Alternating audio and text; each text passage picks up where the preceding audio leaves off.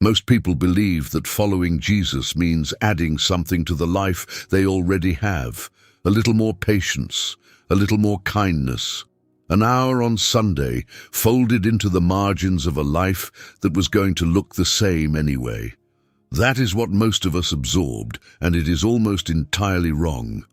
What you are about to hear across 100 teachings is not a self-improvement program.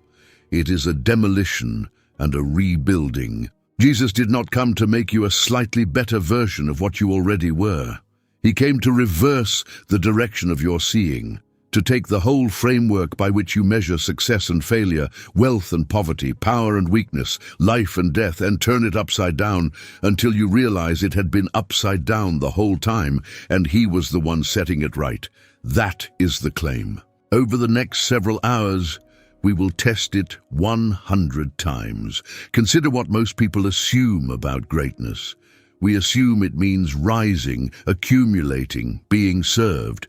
Then a man from Nazareth wrapped a towel around his waist on the night before he was executed, knelt on the floor, and washed the dirt off his friend's feet, the task of the lowest slave in the household, and said, "Whoever wants to be first must become the servant of all." That is not a moral tip. That is a total inversion of the operating system. Consider what most people assume about security. We assume it means having enough stored up. Then Jesus told a story about a farmer whose harvest was so abundant he tore down his barns to build bigger ones, congratulated himself on his secured future, and died that night. And the punchline was not that he was wicked, but that he was a fool, because he had spent his life building walls against the wrong threat. Consider what most people assume about who God favors. We assume the impressive. Then Jesus described two men praying. One, a respected religious professional listing genuine virtues. The other, a collaborator with the occupying empire who could not lift his eyes, and said, "The second man went home right with God." Not in addition to the first, rather than the first. Not one of these teachings leaves your assumptions where it found them. There were roughly 100 of them spoken across 3 years in a territory smaller than New Jersey, by a man who wrote no book, commanded no army, held no office, and owned nothing but the clothes he wore. 2,000 years later, every hospital that bears a cross, every organization that exists to feed strangers, every instinct you have that the weak deserve protection rather than exploitation, all of it traces back to these words. They rewired civilization. They can rewire you. This will not be a rapid tour. We will place each teaching in its setting, who was standing there, what they expected him to say and did not get. We will look at the Greek, where the Greek changes the meaning. Because these teachings were shocking, and the worst damage familiarity has done is to make them sound reasonable. Let me be honest before we start. Rewiring is not the same as being encouraged. Some of these will lift anxiety off you like a coat. Others will require you to set down something you have been carrying for years, and you will not want to. If you have been measuring your worth by your productivity, your appearance, your usefulness, or your ability to keep everyone happy, there are teachings ahead that will take that measuring stick out of your hands and break it. Stay with it. Every one of them is spoken by someone who loves you. One small thing before we begin, and then we go straight into the Word.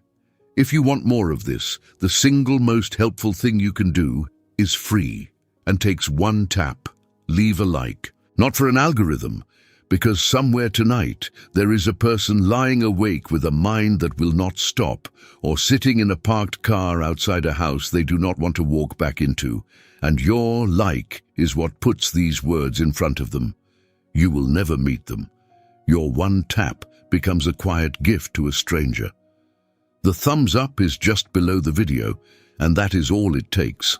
And while you are there, leave a single word in the comments. One word for what you are carrying into this teaching. Not an explanation, just the weight you hope to set down before the end. Grief, fear, debt, waiting. Say the word and let it be witnessed. Now, let us begin. 1. Repent. for the kingdom of heaven is at hand.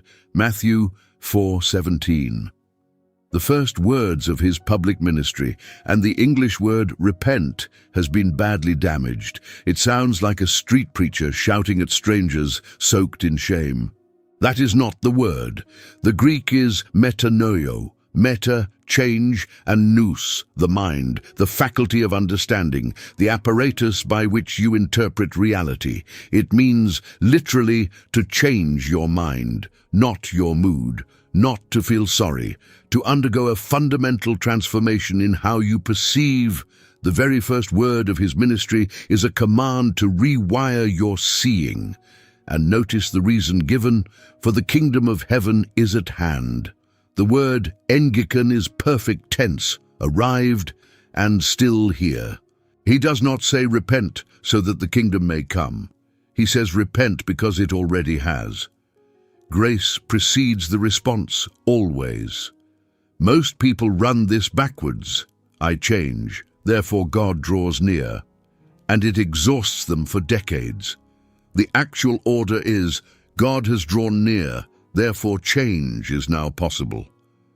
What this rewires, you are not here to be scolded into better behavior. You are here to have your seeing changed by a king who already came close.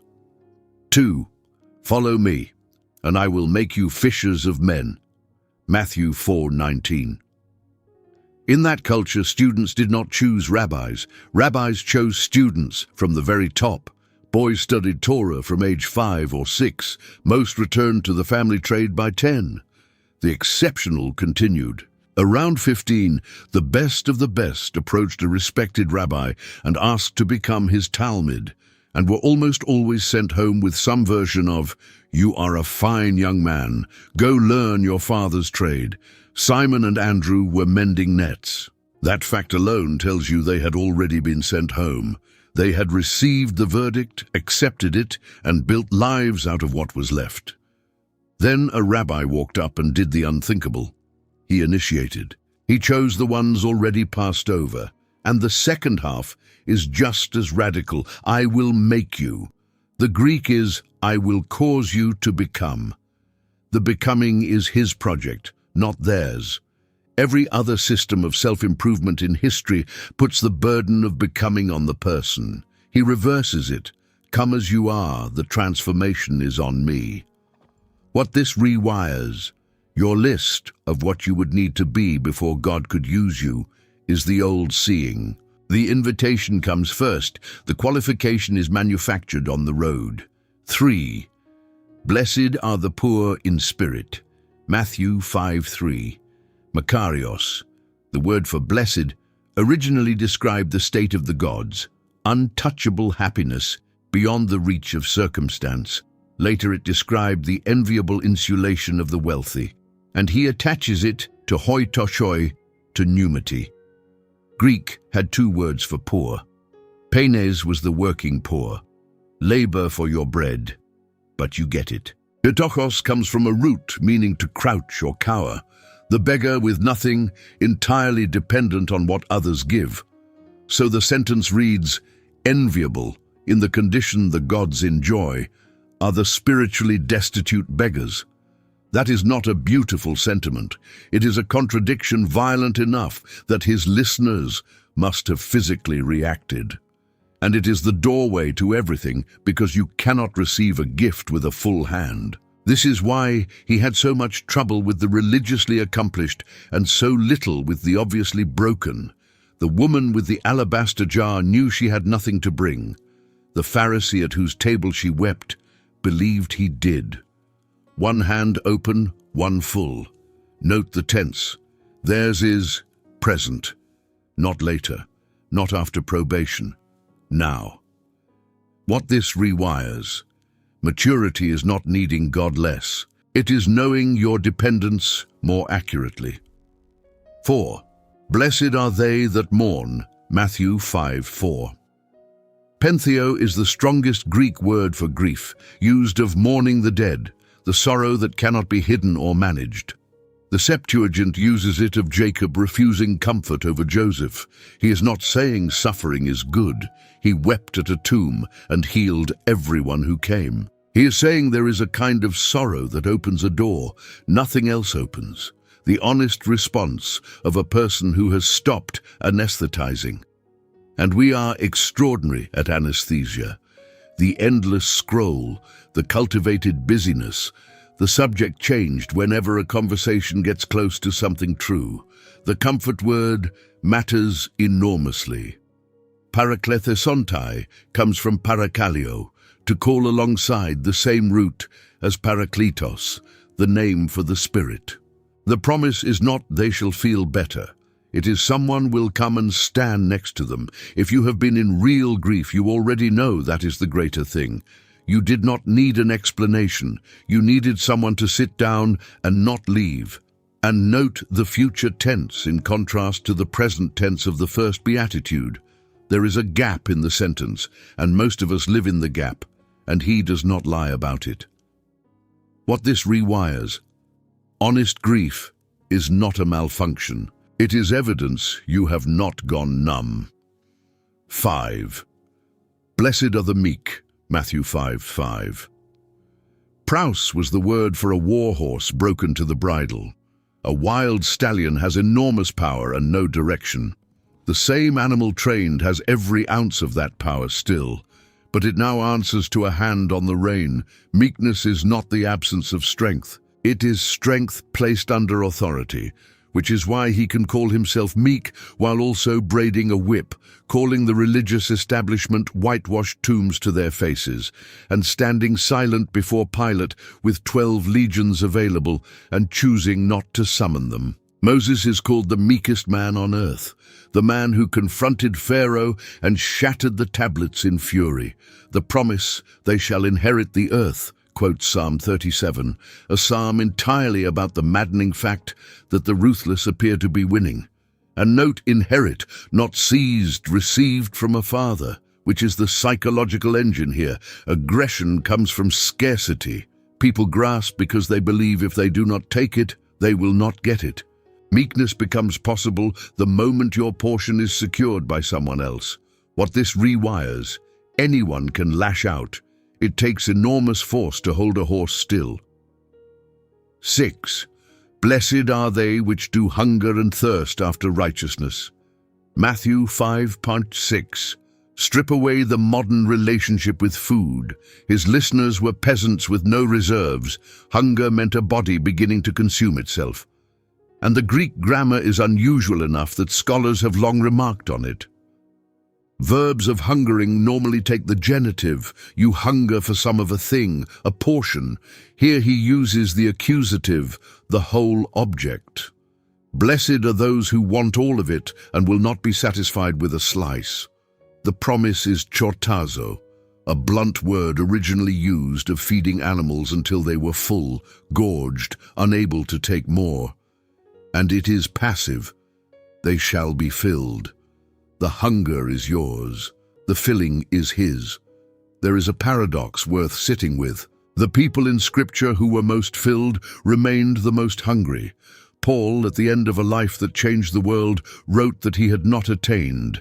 Spiritual appetite is unlike physical appetite. Being fed does not end the desire. It sharpens it. What this rewires: that restlessness you have read as deficiency is the appetite he calls blessed. The ones in danger are the ones who feel no hunger at all. 7. Blessed are the merciful. Matthew 5:7. Behind the Greek eleos stands the Hebrew chesed, covenant loyalty, committed goodness that keeps showing up whether or not it is deserved. Mercy is not feeling sorry. Pity is an emotion. Mercy is an act done at cost. And here is the distinction that matters. Grace is receiving what you have not earned. Mercy is not receiving what you have earned. Grace gives. Mercy withholds. To be merciful is to have the power to exact something and decline to use it, which means mercy always involves surrendering a legitimate claim. If the person did not actually wrong you, forgiving them is not mercy, just accuracy. Mercy operates precisely where the debt is real. The promise, "they shall obtain mercy," is not a condition God places on his forgiveness. It is diagnostic. Mercy received is what makes mercy possible. Mercy withheld is evidence it was never actually received. What this rewires: if there is a person you cannot forgive, the issue is rarely the size of their offense. It is the size of your estimate of your own debt. 8. Blessed are the pure in heart. Matthew 5:8. Katharos, we get catharsis from it, was used of metal put through fire until the dross was gone, grain winnowed until only wheat remained. Its core idea is unmixed, one substance rather than several. So purity of heart is not primarily moral spotlessness. It is singularity, an undivided interior. The impure heart is not necessarily the wicked one, it is the divided one. That wants God and also wants what God is not, that serves faithfully on Sunday and calculates advantage on Monday. Most of us are not villains, we are alloys. And the promise is the most staggering in the sermon: they shall see God. The Hebrew scriptures are emphatic that no one sees God and lives. Moses got a glimpse of his back from a cleft in the rock. Here is the connection. A divided heart cannot see clearly because the divisions distort the vision. If you desperately want a particular outcome, you cannot assess a situation honestly. If you resent someone, you cannot read their motives accurately. Every impurity grinds an aberration into the lens. What this rewires: katharos is what happens to metal in a fire. You bring the alloy, he runs the furnace. 9. Blessed are the peacemakers, Matthew 5:9. Not peace lovers, not peacekeepers, irenopoioi, peace manufacturers. Someone who goes out and constructs peace where there was none. This is not conflict avoidance, and the distinction matters more than anything else here. Peacekeeping is frequently suppression, keeping the lid on, never raising the difficult thing, maintaining surface calm over an unresolved fracture. That produces a quiet that is really just distance. Behind irene is shalom, wholeness, everything in right relation. A broken bone that has knit properly is shalom. To make it is to take something fractured and put it back, which usually requires naming the fracture first. And look at how God made peace, having made peace through the blood of his cross. Not by ignoring the offense, by absorbing its cost in himself. Every genuine act of peacemaking involves someone absorbing something, which is why it is rare. Not because people do not want peace, but because everyone wants peace at the other party's expense. What this rewires: much of what passes for keeping the peace is a preference for personal comfort dressed as virtue. 10. Blessed are they which are persecuted. Matthew 5:10-12. The final beatitude ends where the first one did. Theirs is the kingdom of heaven, which brackets the whole list. He's not describing 8 kinds of person, he's describing one from 8 angles, and the pronoun changes here. Through 8 beatitudes it is blessed are they, now it becomes blessed are ye.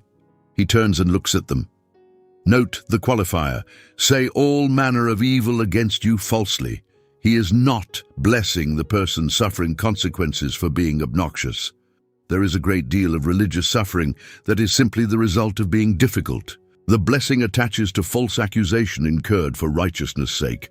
Then the command, rejoice and be exceeding glad. Agalius, an exuberant physical joy some scholars connect to leaping. Why? Because so persecuted they the prophets which were before you. Mistreatment for righteousness is not evidence you left the road. It is evidence you are standing in a very specific line.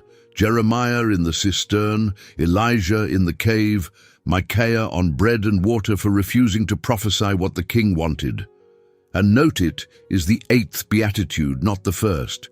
It comes after meekness, mercy, and peacemaking. If someone is combative and then claims persecution, the previous 7 are missing.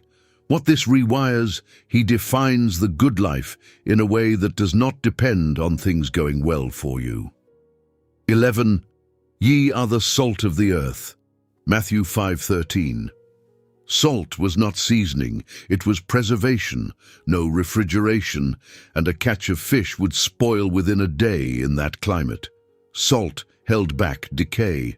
So he is saying his people function as an agent that slows rot. Corruption requires everyone's participation. Cruelty spreads faster when nobody objects. The presence of a few people who will not go along changes the rate of decomposition in a family, a workplace, a nation. And salt does not preserve from a jar. It preserves by contact, rubbed into the very thing that is spoiling. A Christianity that withdraws entirely has misunderstood the metaphor, so has one indistinguishable from its surroundings. Then the warning, which is the longer half. Chemically, pure salt cannot lose saltiness, but Palestinian salt came largely from the Dead Sea and was heavily contaminated with other minerals.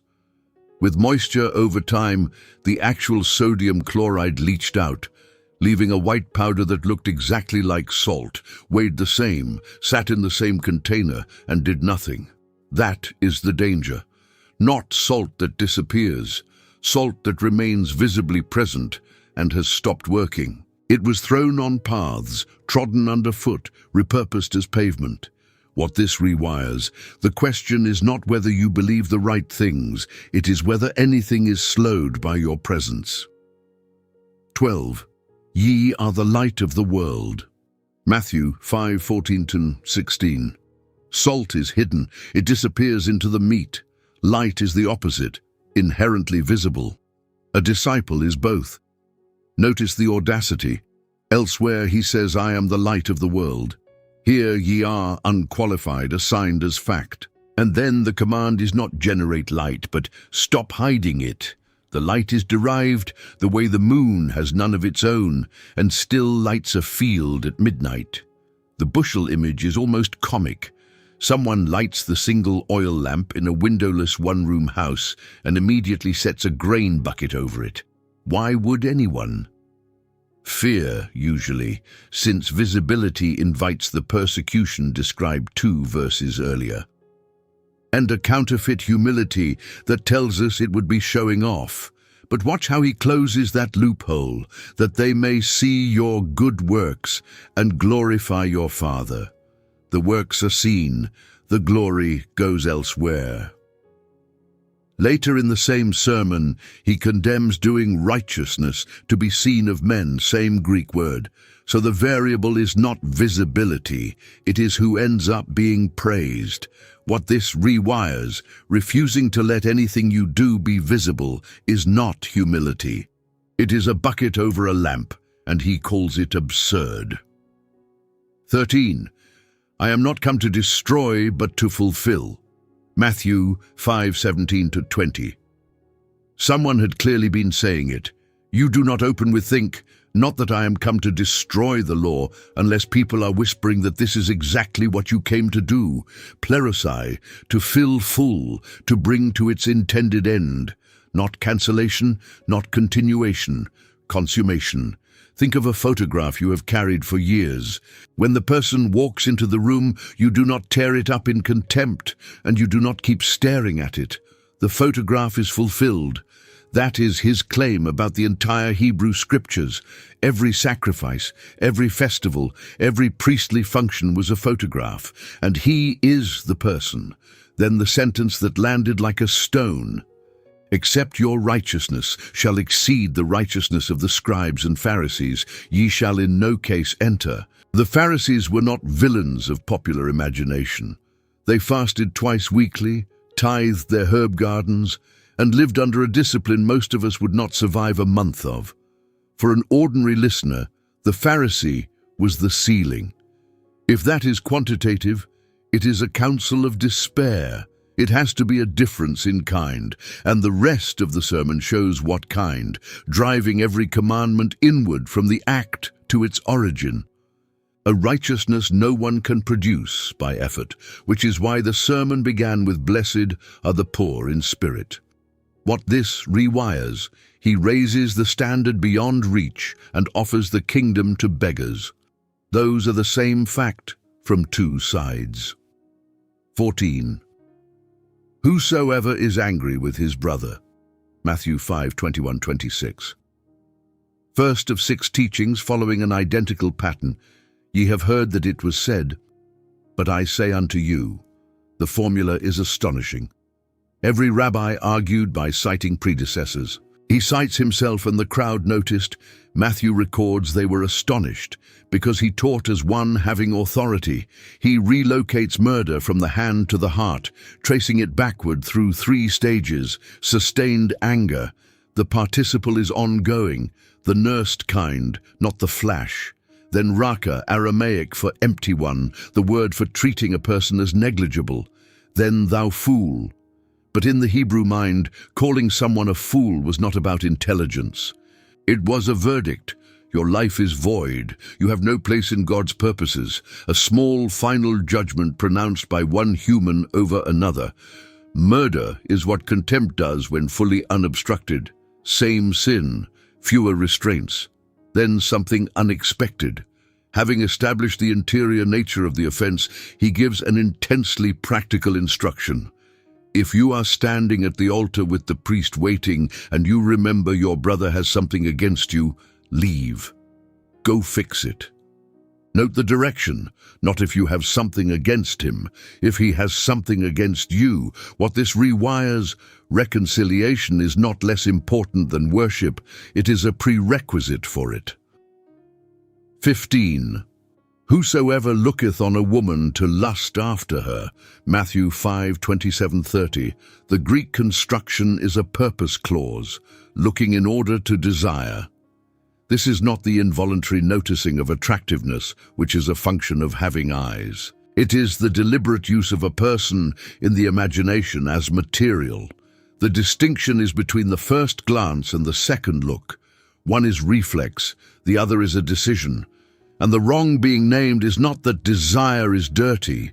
The same scriptures contain the Song of Songs.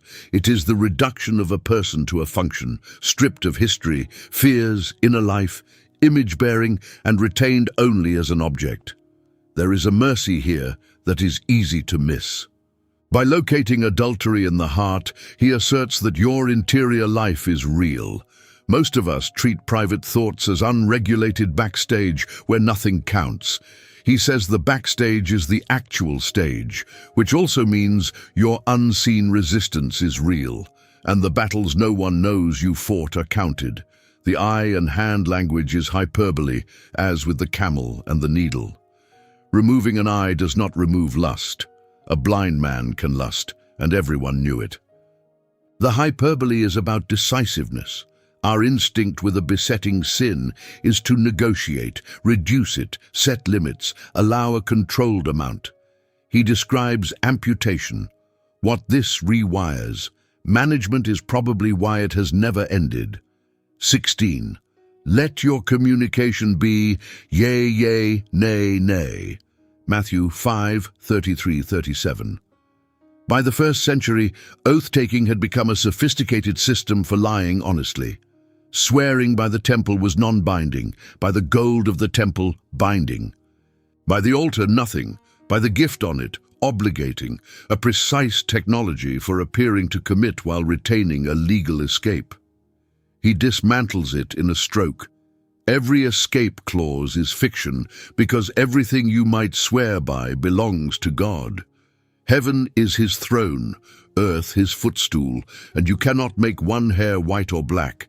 There is no neutral ground to swear by. God is party to every statement, whether invoked or not. Then the positive instruction, a person whose ordinary speech needs no reinforcement.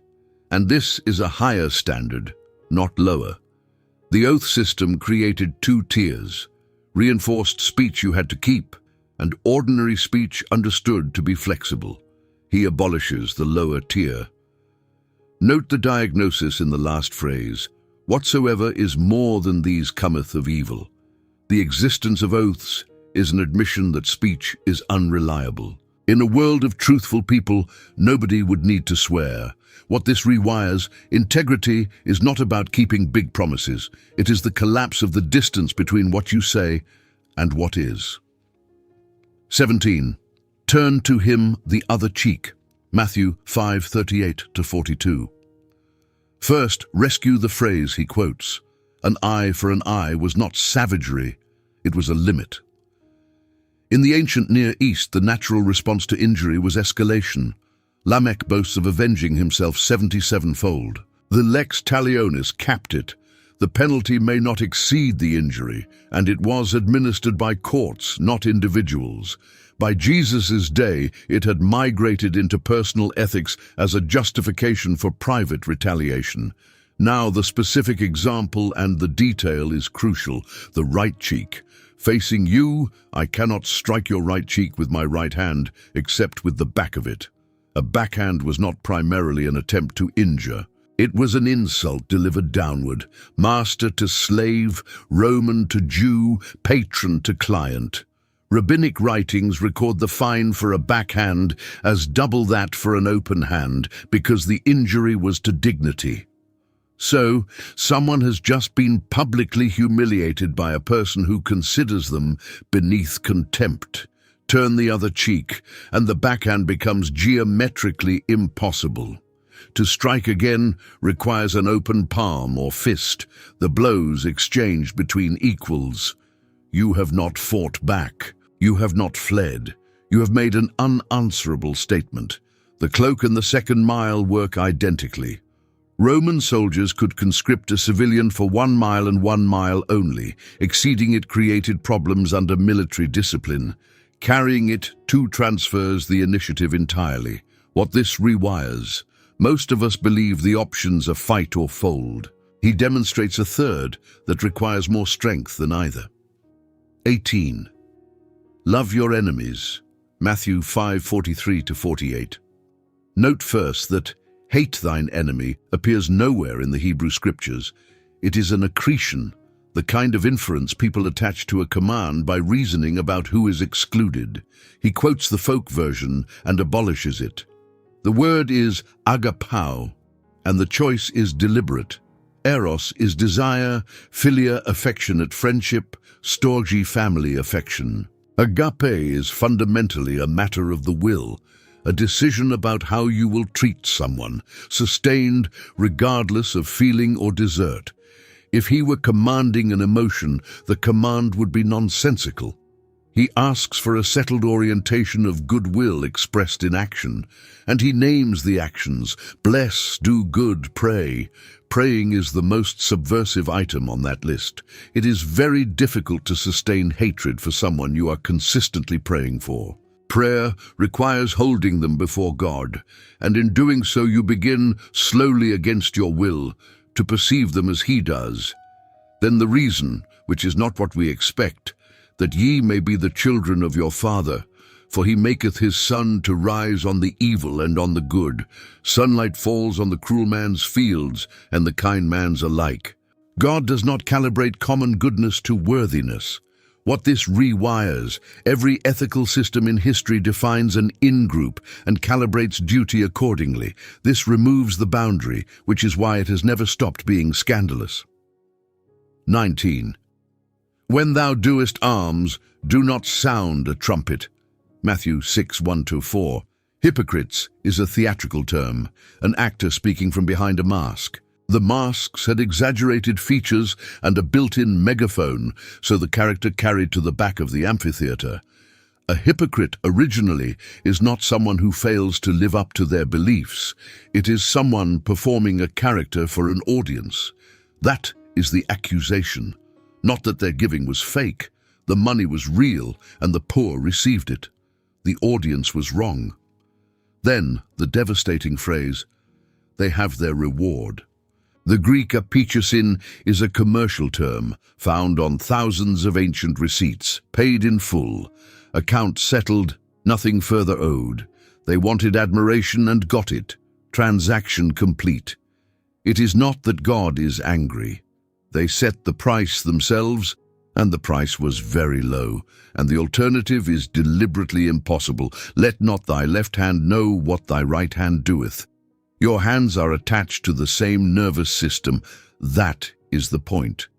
He's describing giving so unself-conscious you barely register it. because the subtler danger is a private ledger of your own goodness, consulted for reassurance.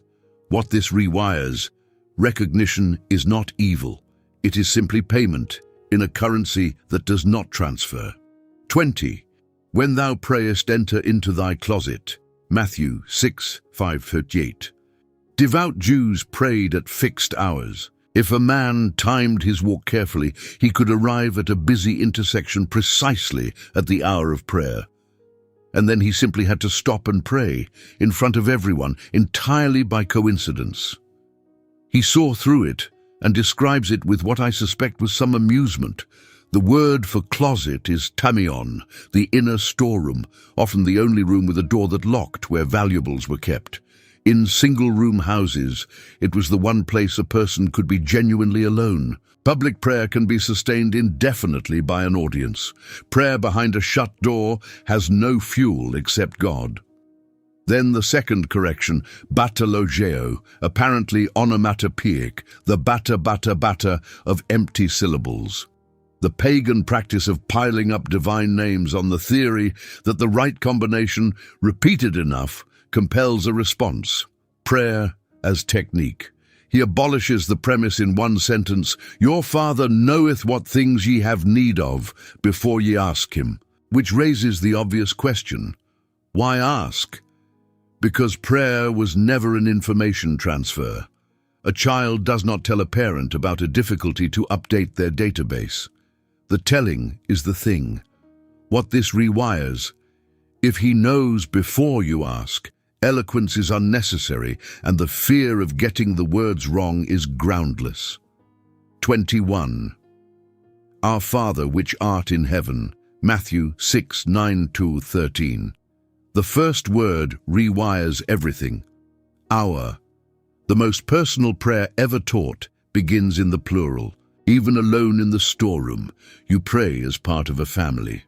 Then Father. Behind the Greek stands the Aramaic Abba, the word a child uses in the household. Jewish prayer of the period addressed God as Lord of the universe, King of kings. Addressing him as Abba was startling enough that the early church preserved the Aramaic untranslated, knowing something crucial would be lost. And immediately, which art in heaven, intimacy balanced by transcendence in the same breath. Lose the first, and prayer becomes formal petitioning. Lose the second, and it becomes casual chat with a benign uncle. Hallowed be thy name. The first petition is not about you. 3 petitions about God's concerns precede 3 about ours. The prayer trains you to want the right things in the right order. Give us this day our daily bread. The word ipiousios appears essentially nowhere else in Greek literature. The concept may have needed a word constructed for it. The probable sense is sufficient for the coming day, not provision for the year, not security, enough for tomorrow, Israel collecting manna that could not be stored. Forgive us our debts as we forgive our debtors. Matthew uses the commercial word, and the as is the 5th beatitude in petition form. So central that this is the only line he circles back to explain after the prayer ends. What this rewires: you do not pray, "Give me my bread." Even alone, you are asking on behalf of a family, some of whom are hungry right now. 22. Lay not up for yourselves treasures upon earth. Matthew 6:19-21. Notice he does not argue against earthly treasure on moral grounds. He argues that it does not work. 3 threats corresponding to the 3 forms of wealth in that economy.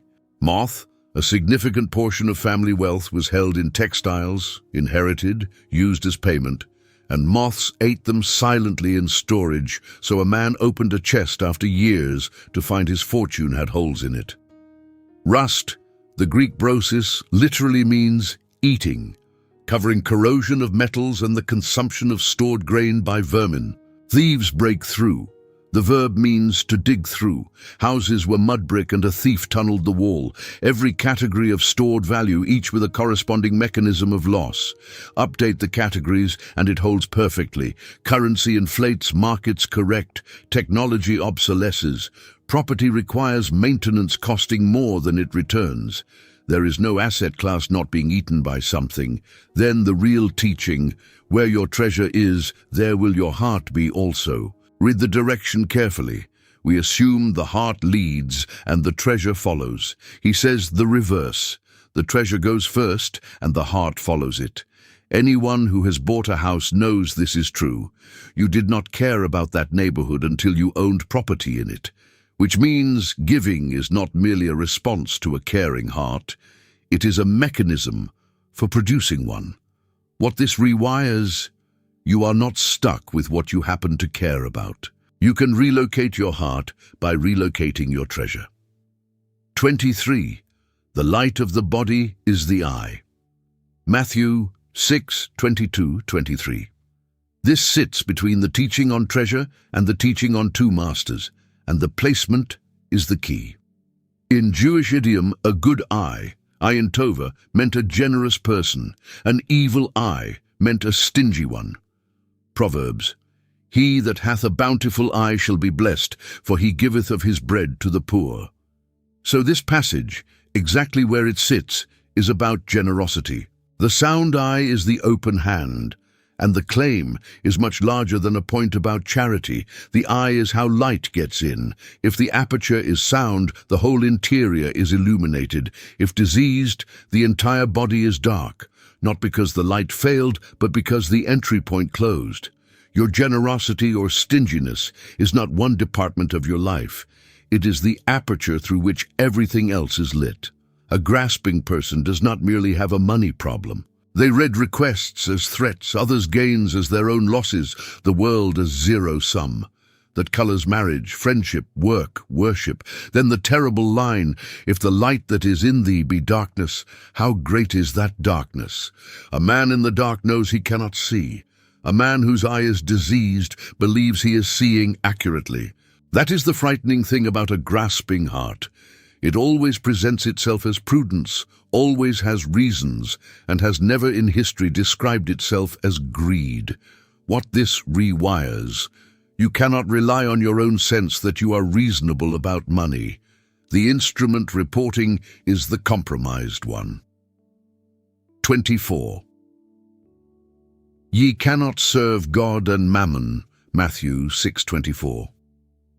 Douleo is the verb for being a slave, not an employee, and that is the whole foundation. A person can hold two jobs, but a slave was owned, and ownership is not divisible. Two owners of one person is not a difficult arrangement. It is a logical impossibility, because the moment their claims conflict, and they will, one of them is not actually the owner. So he is not saying it is unwise. He is saying it cannot be done, and the person attempting it is already serving one of them. Mammon is Aramaic, referring to wealth, property, that in which a person places trust. There is a plausible link to the Hebrew root aman, from which we also get amen, carrying the sense of that which is firm, reliable, that on which you place confidence.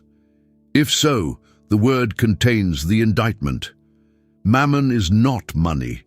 It is money in the role of the thing you trust, and he personifies it as a rival master, an entity that issues commands, which is accurate.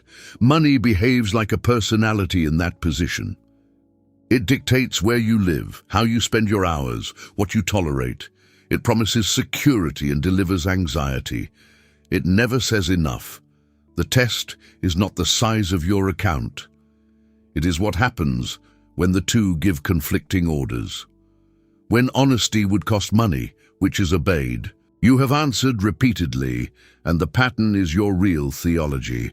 What this rewires, he closes the exhausting middle position, and in closing it, offers the relief of a single master. 25. Take no thought for your life. Matthew 6:25-34. The word therefore is doing critical work and is almost always skipped. This is the conclusion of everything since verse 19. Because you cannot serve both, and because you have chosen a master, therefore the anxiety belonging to the other master's service is obsolete. The Greek merimnao relates to a root meaning to divide or tear apart, the state of being pulled in pieces. and the grammar is a present imperative with a negative, which typically means stop doing something already in progress. He is addressing people anxious right now. Then he argues 4 reasons. Birds are fed without barns. Note they are not idle. A bird works hard from first light. What it lacks is storage and worry. Which of you, by taking thought, can add 1 cubit unto his stature? The argument from futility. Worry feels like preparation. That is its deception, that it masquerades as responsibility and produces no outcome whatsoever, not once. Examine the record. The lilies, probably the scarlet anemones covering Galilean slopes in spring, bloom for weeks and are cut with the grass and burned as oven fuel. If God dresses something with a 2-week existence beyond Solomon's wardrobe, what is his posture toward you? And the relational argument, the nations must seek frantically because in their worldview nobody is paying attention. Then, sufficient unto the day is the evil thereof. He does not say tomorrow will be fine. He says today has enough trouble, so do not import tomorrow's. What this rewires, grace is issued per day, like manna. The exhaustion you feel rehearsing the future is the exhaustion of carrying an unissued load. 26. Judge not that ye be not judged. Matthew 7:1-5. The most quoted sentence he ever spoke and the most misused. It cannot mean a prohibition on all moral evaluation, because 4 verses later he warns against casting pearls before swine, which requires identifying swine, and later tells them to recognize false prophets by their fruits. The context supplies the meaning, and the context is a carpenter's joke. The mote is karphos, a splinter or chip of sawdust. The beam is dokos, a load-bearing timber, the kind of joist holding up a roof. He spent years in a workshop. He knew exactly what sawdust in the eye feels like, and he is describing a man walking around with a roof beam protruding from his face, squinting to locate a fleck in someone else's. But notice the punchline. He does not say, leave the speck alone. He says, first remove the beam, and then you will see clearly to remove it. The goal is still the speck's removal. What he forbids is attempting delicate eye surgery while your own vision is obstructed by something enormous, which is mercy toward the patient as much as rebuke to the surgeon. And there is an insight embedded here. The beam is often why the speck is so visible. We are most acute at detecting in others the faults we harbor. The particular sin you cannot stand is worth examining because that sensitivity was purchased somewhere. What this rewires, you are choosing the standard by which you will be measured every time you assess someone else. 27. Ask, and it shall be given you. Matthew 7:7-11. 3 verbs that escalate. Ask requires only opening your mouth. Seek adds effort. You do not seek from an armchair. Knock adds persistence and a specific door. All 3 are present imperatives. Keep asking, keep seeking, keep knocking. Then the promise without qualification. Everyone that asketh receiveth. We have to be honest. Every person who has prayed seriously has run into the difficulty. You asked. You did not receive. So look at how he handles it in the next sentence, because he anticipates the objection. What man is there of you, whom if his son ask bread, will he give him a stone? Or if he ask a fish, will he give him a serpent? Look at the pears. A small loaf of that era looked much like a smooth river stone. Certain eels in the Sea of Galilee resembled snakes and were forbidden as food. Luke adds an egg and a scorpion, which curled up is roughly egg-shaped and pale. The point is not merely that a father gives good instead of bad. It is that a father distinguishes between things that look alike.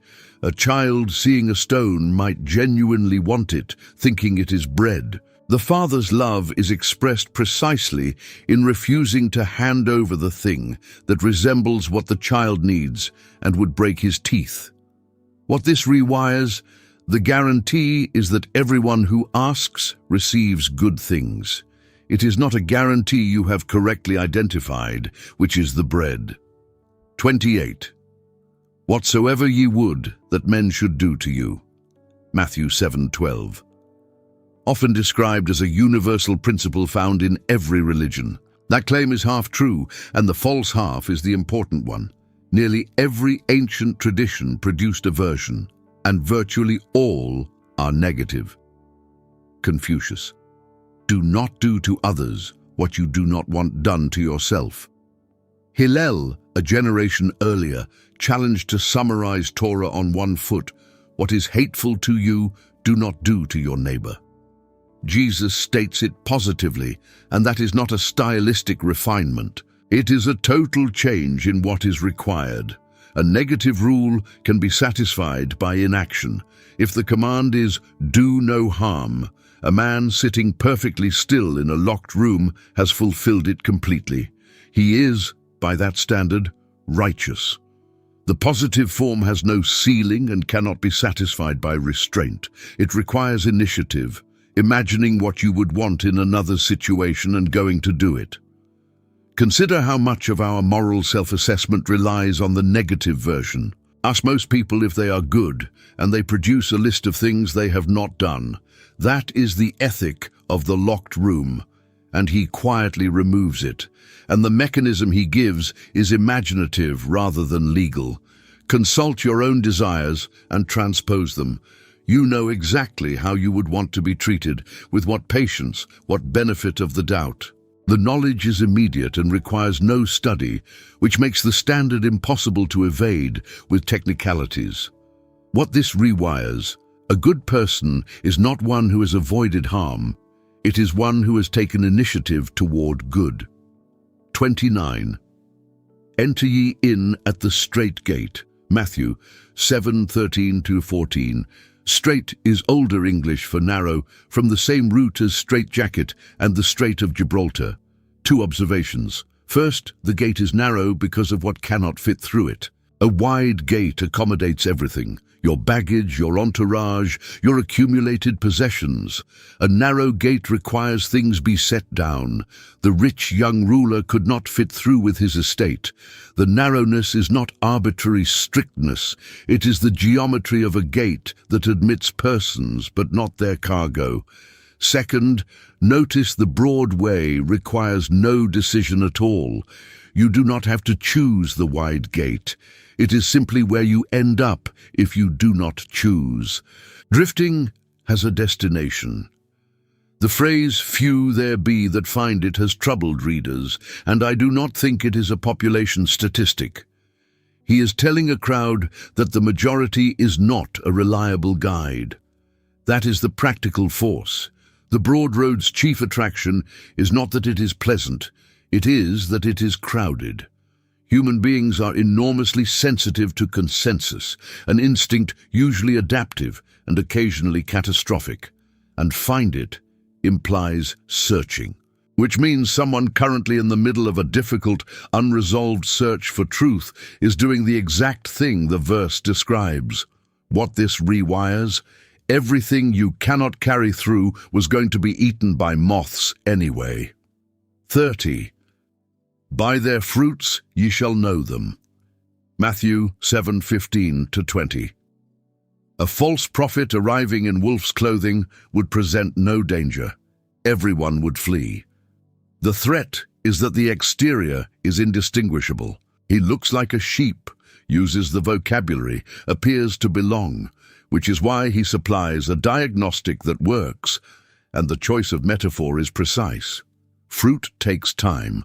You cannot assess a tree in a week. This test is useless for anyone in a hurry, which is exactly why it is reliable. Deception is sustainable in the short term and rarely in the long. Fruit cannot be manufactured by intention.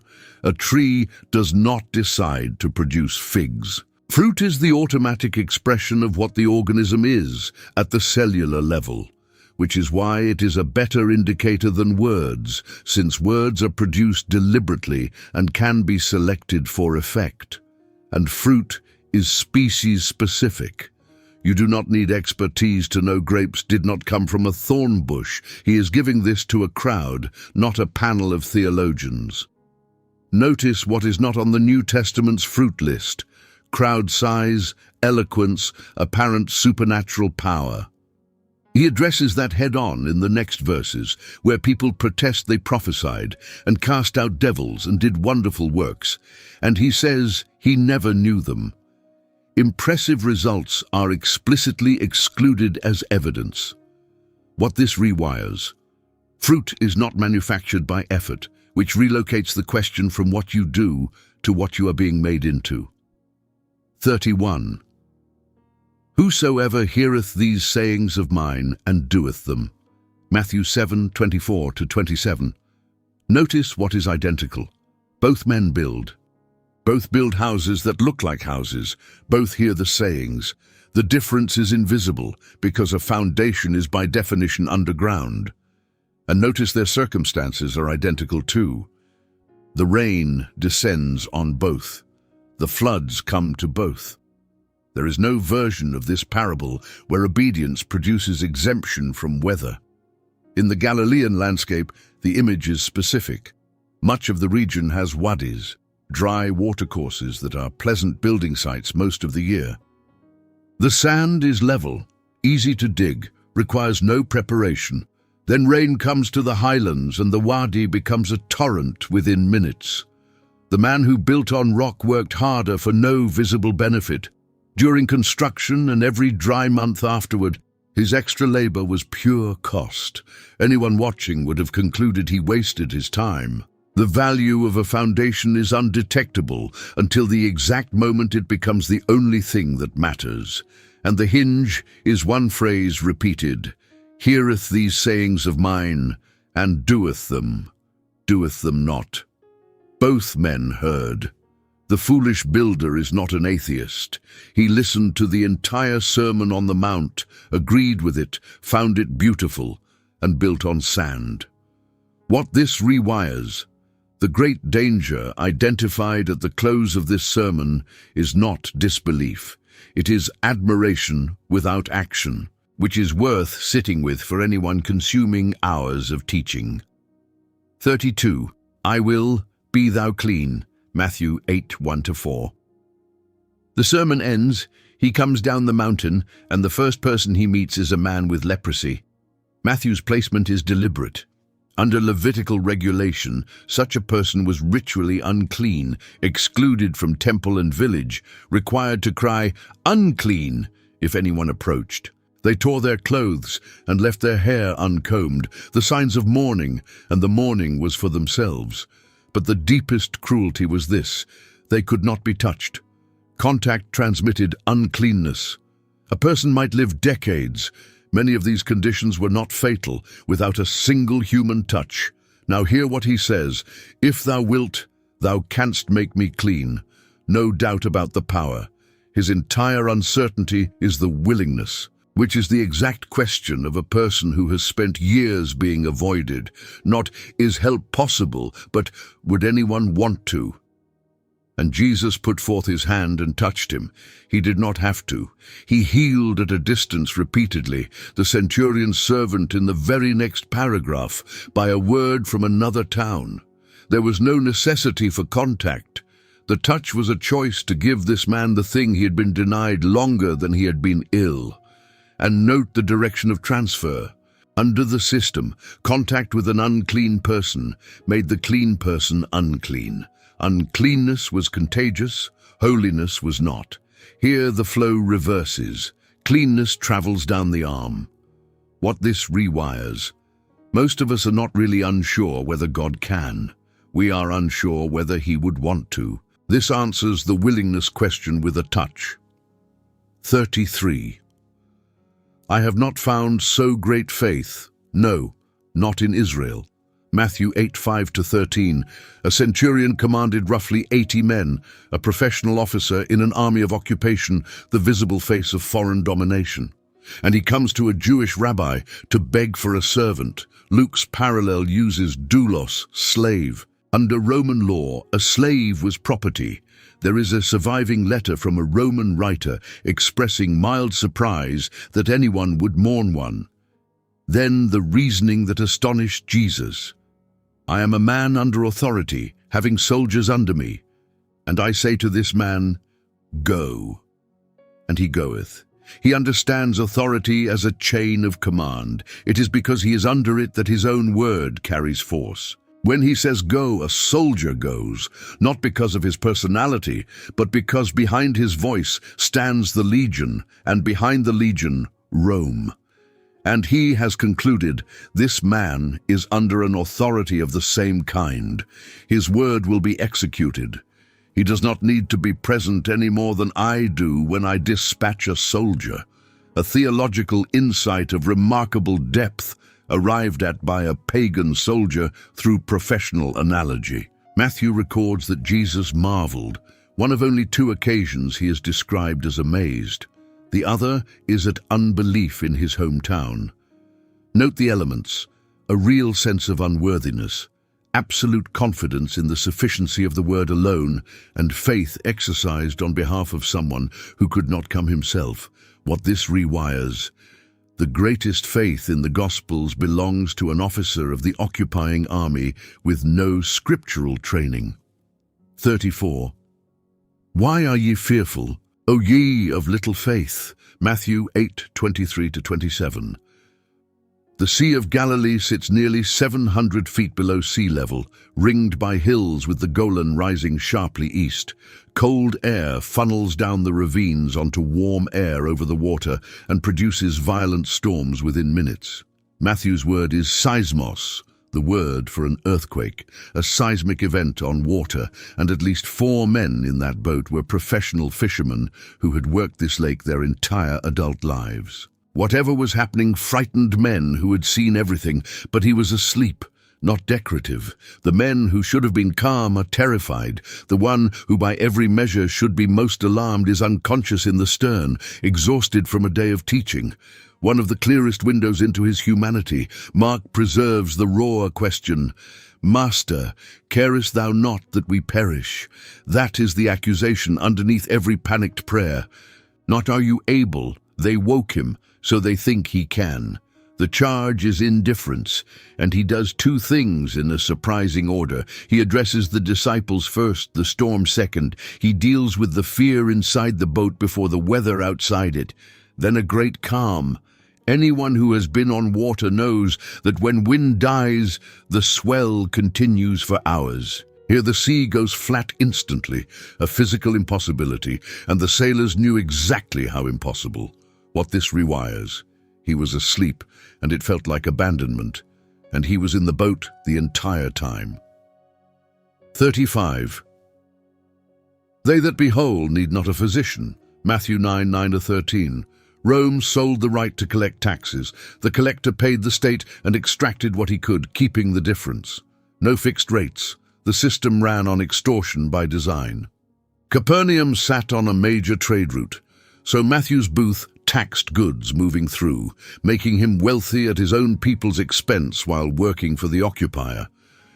Tax collectors were classed with thieves in rabbinic literature, their testimony inadmissible in court. And Jesus walked past and said 2 words, "Consider what he left." Peter's nets could be picked up again. The trade would take him back. Matthew's position could not be recovered. Once he stood up from that table, the contract was gone. Then he threw a party and invited every disreputable person he knew, possibly the most natural evangelism in the Gospels. The Pharisees' objection was not petty. Table fellowship was not casual. Sharing a meal declared mutual acceptance, carrying the weight of a public endorsement. By their categories, Jesus was declaring solidarity with collaborators. His answer reframes it entirely. If you find a physician among the diseased, you do not accuse him of endorsing disease. You have correctly identified who is in this room. You have entirely misunderstood what a doctor is for.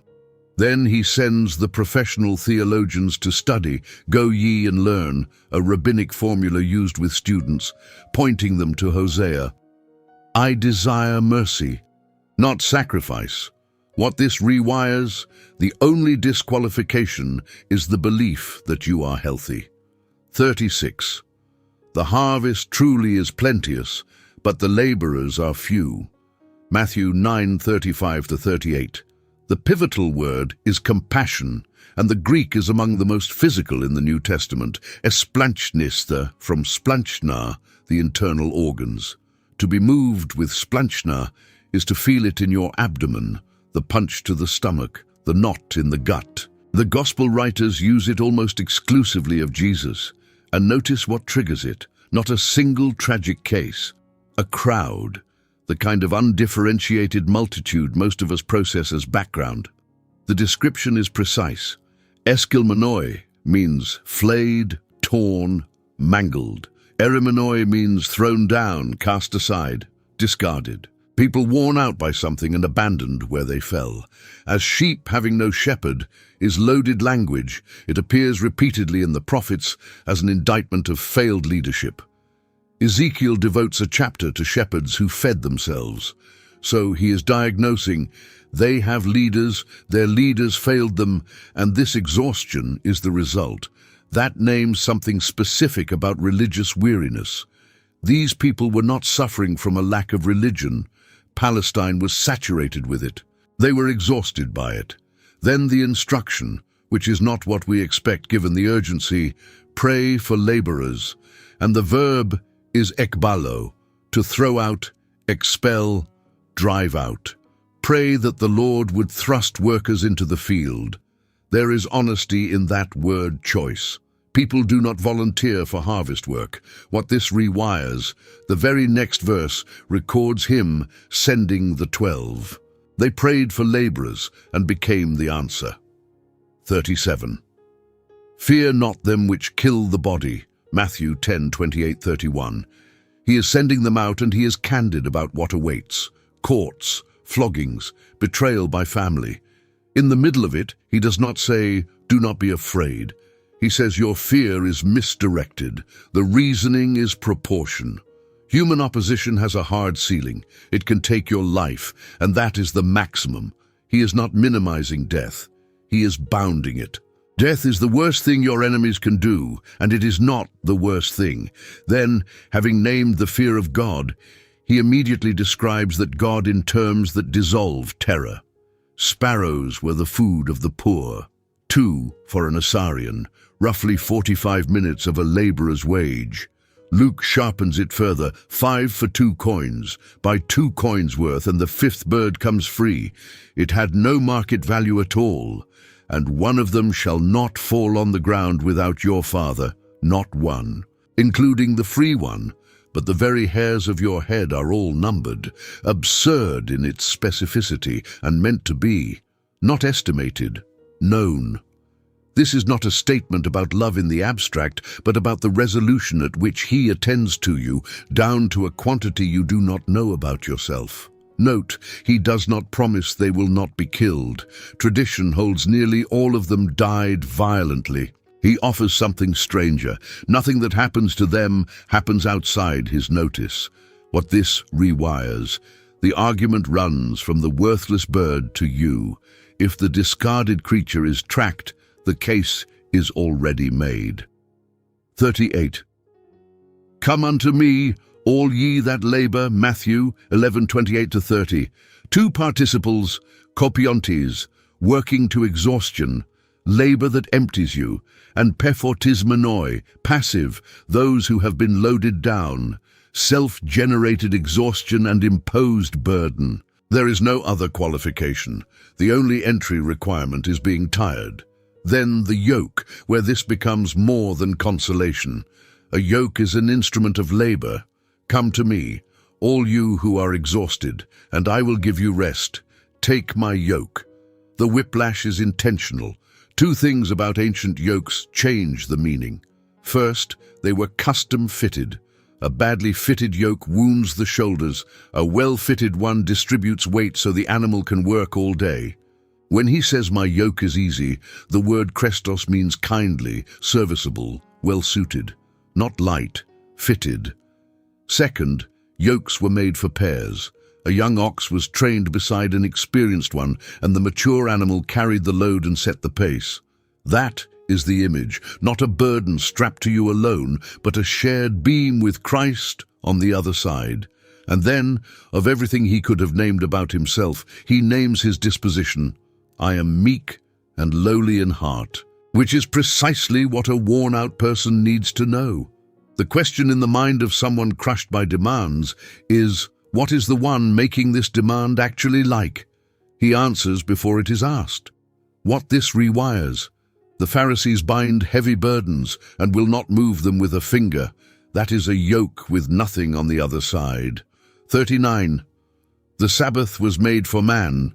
Mark 2:23-28. The disciples were not stealing. Deuteronomy explicitly permitted a traveler to pluck grain by hand. The objection was Sabbath. Rabbinic tradition identified 39 forbidden categories of work, and plucking could be classified as reaping, rubbing as threshing, blowing chaff as winnowing. 3 violations in a handful of wheat. He answers with David eating the shewbread, reserved by explicit law for priests, eaten by a starving fugitive with no condemnation recorded. The Hebrew Bible itself contains a case where human need superseded ritual regulation, and his critics had never let it inform their reading. Then the principle, and it reaches far beyond Sabbath. The Sabbath was a gift. No other ancient society had a weekly day of rest. Slaves worked until they collapsed. Israel's law required rest for the entire household, sons, daughters, servants, foreigners, livestock. A radical humanitarian provision, a weekly declaration that a person is more than their output, and by his day it had become a burden requiring expert navigation. The gift had acquired a rulebook so detailed that ordinary people needed specialists to tell them whether they could carry a handkerchief. He is not abolishing it or saying rules do not matter. He is correcting an inversion, a religious pathology in which a provision given for human flourishing becomes an entity that must be served at human expense. That pathology is not confined to the 1st century. What this rewires. Anytime you find yourself asking whether the rule serves the person or the person serves the rule, this teaching is the key. 40. A house divided against itself cannot stand. Mark 3:20-27. The scribes could not deny the exorcisms. They were public and numerous, so they proposed an alternative. The power is real and its source is demonic. His logic is straightforward. Any organized power operating against itself collapses. If Satan is expelling his own agents, he is dismantling his own operation. But then he moves from defense to the actual teaching. No man can enter into a strong man's house and spoil his goods, except he will first bind the strong man. Follow the picture. A house.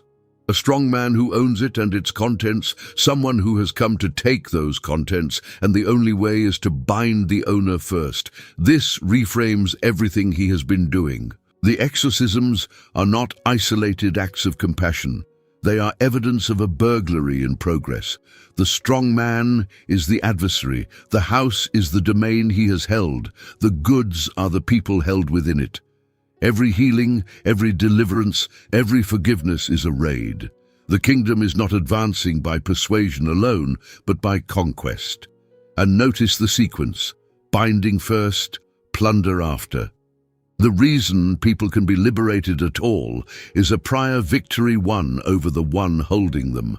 Note also that the people are described as goods, not demeaning, a statement of value. Goods are what a thief wants. The captivity is theft. You were taken. What this rewires, whatever freedom you have rests on a prior victory you did not win. 41. The sower and the 4 soils, Mark 4:1-20. He calls this the key to all the parables, so it repays attention. Ancient sowing was broadcast. The farmer walked scattering by hand, and ploughing often followed rather than preceded. So seed on a footpath was not carelessness. It was the method, by the wayside. Paths between fields were packed hard by generations of feet. Seed sat on the surface until birds took it. The problem is not hostility, but impenetrability. And hardness is usually created not by a single blow, but by traffic. A person can be hard to the word simply by having heard it so often it no longer registers, which is a real danger for anyone raised around it. Stony ground is not soil with stones in it. It is limestone bedrock under thin topsoil. Seed germinates faster there because the rock holds heat. It springs up immediately and dies immediately, which makes this the most sobering soil for religious environments. The shallowest ground produces the fastest visible response. Enthusiasm is not evidence of depth among thorns. Here the soil is good and the seed roots, but the ground is already occupied by another root system, invisible at the surface, competing for water and light. And he names the thorns, cares, riches, and the lusts of other things. None are wicked in themselves. They are not sins, they are competitors. This soil produces nothing without ever visibly failing. Yields average perhaps 5 to 10-fold. 30 was exceptional. 100 was extraordinary. And all three levels, 30, 60, 100, are good ground. Comparison among the fruitful is not part of the story. What this rewires, what strangles a spiritual life, is rarely scandalous sin. It is ordinary care, ordinary money, and ordinary other things growing quietly in soil that was perfectly good. 42.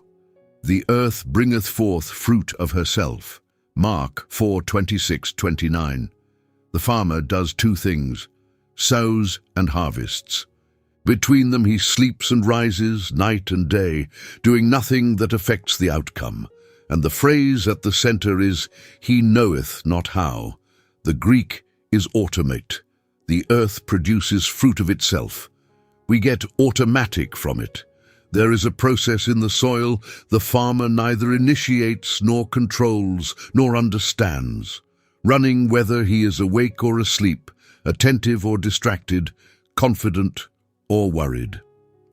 Consider who was listening. The disciples were watching a movement that must have seemed agonizingly slow. Crowds came and left. The establishment hardened. And he tells them growth is not driven by your effort or your monitoring, but by a life inside the seed, proceeding on its own schedule while you sleep. The stages cannot be skipped, first the blade, then the ear, after that the full corn. A farmer cannot pull a stalk to make it taller. That is how you kill it. This is badly needed by the modern religious person because we live inside a metaphor of production. We speak of strategies, metrics, and growth in language borrowed from industry, where output is a direct function of input. That is a factory, this is a farm, and there is a specific application to your interior life. The person anxiously checking daily whether they are more patient than last month is digging up seed to inspect the roots. What this rewires, sleeping is explicitly listed as part of the process. 43. The mustard seed. Mark 4:30-32. The mustard seed was proverbially small. Rabbinic literature used it as the standard measure of the tiniest quantity, the way we might say smaller than a grain of sand. And the black mustard of Palestine grew in a single season into a shrub 8 or 10 feet high, large enough that birds genuinely nested in it. The point is the ratio. Nothing about the seed predicts the plant. And consider what an extraordinary thing this was to say. The kingdom at that moment consisted of an itinerant teacher, 12 unremarkable men, some women who funded the operation, and a fluctuating crowd. Against Rome, legions, roads, aqueducts, an empire spanning the known world, it was nothing. He says that is exactly the point. The kingdom does not arrive as an empire, it arrives as a seed, and its early condition tells you nothing about its end. The birds are drawn from the prophets. Ezekiel has God planting a sprig that becomes a great cedar in which every kind of bird nests. Daniel describes a great tree sheltering the birds. In prophetic imagery, a tree sheltering birds is a kingdom providing refuge. and the birds often represent the nations. There is another feature some interpreters note. Mustard was a garden nuisance, spreading aggressively with rabbinic rules about where it could be planted precisely because it took over. If that connotation is in play, the parable has an edge. Once it is in the ground, it goes everywhere. What this rewires, almost every act of obedience feels disproportionately small against the size of the problem. That perception is accurate and irrelevant. 44. Who touched my clothes? Mark 5:25-34. 12 years of hemorrhage. Mark, usually terse, spends unusual space on the medical history. She suffered under many physicians, spent everything, and grew worse. Luke, a physician, softens this considerably. Mark does not. Under Leviticus 15, she was in permanent ritual impurity. Everything she sat on was unclean. Anyone touching her became unclean. She could not enter the temple. 12 years of untouchability, financial ruin, and progressive illness. Notice how she comes, from behind silently. She cannot ask. Announcing herself would mean confessing she had been rendering everyone she brushed against unclean. She is doing something she has no legal right to do in secret, because secrecy is her only option. It works instantly. And here, the story could end happily. She has what she came for. Who touched my clothes? The disciples' reaction is one of the most human moments in the Gospels. Hundreds of people are touching you, but he keeps looking. Why stop an emergency errand to a dying girl to find a woman who wanted to remain anonymous and told him all the truth, publicly? 12 years of it. And that is what he was after, because a woman who slipped away healed but still hidden would have carried the shame permanently. The community would never have known she was clean, physically well, and socially dead. Daughter, the only place in the Gospels he addresses a woman with that word. 12 years untouchable, and he gives her a family name in public. What this rewires, she came wrongly. From behind, unauthorized, with a flawed theory about the hem, and he credited her faith without correcting the theology. 45. Talitha Cumi, Mark 5:21-24, 35-43. Mark nests the hemorrhage story inside this one deliberately. A synagogue ruler was responsible for the building, the services, the community's religious life. He falls at Jesus' feet in public, a costly act at a time when the establishment was already hostile. Then Jesus goes with him and stops, and a father whose daughter is dying stands there while an interruption unfolds. The girl dies during the delay. Mark does not soften it. Be not afraid, only believe. The Greek is a present imperative. Keep on believing. You believed enough to come. Do not stop at the point where the evidence says stopping is the only sane response. Professional mourners had already arrived. Even the poorest family hired flute players, and a synagogue ruler's household would have had a crowd. The machinery of grief was running, and when he said she was only sleeping, they laughed him to scorn. These people knew death when they saw it. Then Mark preserves the Aramaic, which he does only a handful of times, always signaling that someone remembered the exact sound. Peter, whose preaching stands behind this gospel, was in that room. Talitha is a term of endearment, something like little lamb. He does not thunder. He takes a dead child's hand. Contact with a corpse rendered a person unclean, and again the flow reverses, and speaks the way a parent speaks to a child who has overslept. And then he commanded that something should be given her to eat. What this rewires, the God who raises the dead also thinks about lunch. 46. Except ye be converted and become as little children. Matthew 18:1-5. Mark tells us the context is worse than Matthew lets on. They had been arguing about it on the road, and when he asked what they discussed, they went silent. Strip away 19 centuries of sentimentality about childhood. The modern West romanticizes children. the ancient Mediterranean did not. A child had no legal status, no rights, no property, no voice. Roman law gave a father authority over the life of his child. Children were valued as future adults, not as they were. In a discussion about greatness, a child was the least relevant person in the room. So placing one in the middle of that circle is not a charming illustration. It is putting the least significant available human being at the center of a conversation about status. And the quality he names is not innocence. Children are not morally innocent, as anyone who has watched 2 toddlers and 1 toy can confirm. It is humility, and here it means something specific. A child has no status to defend. They are not maneuvering.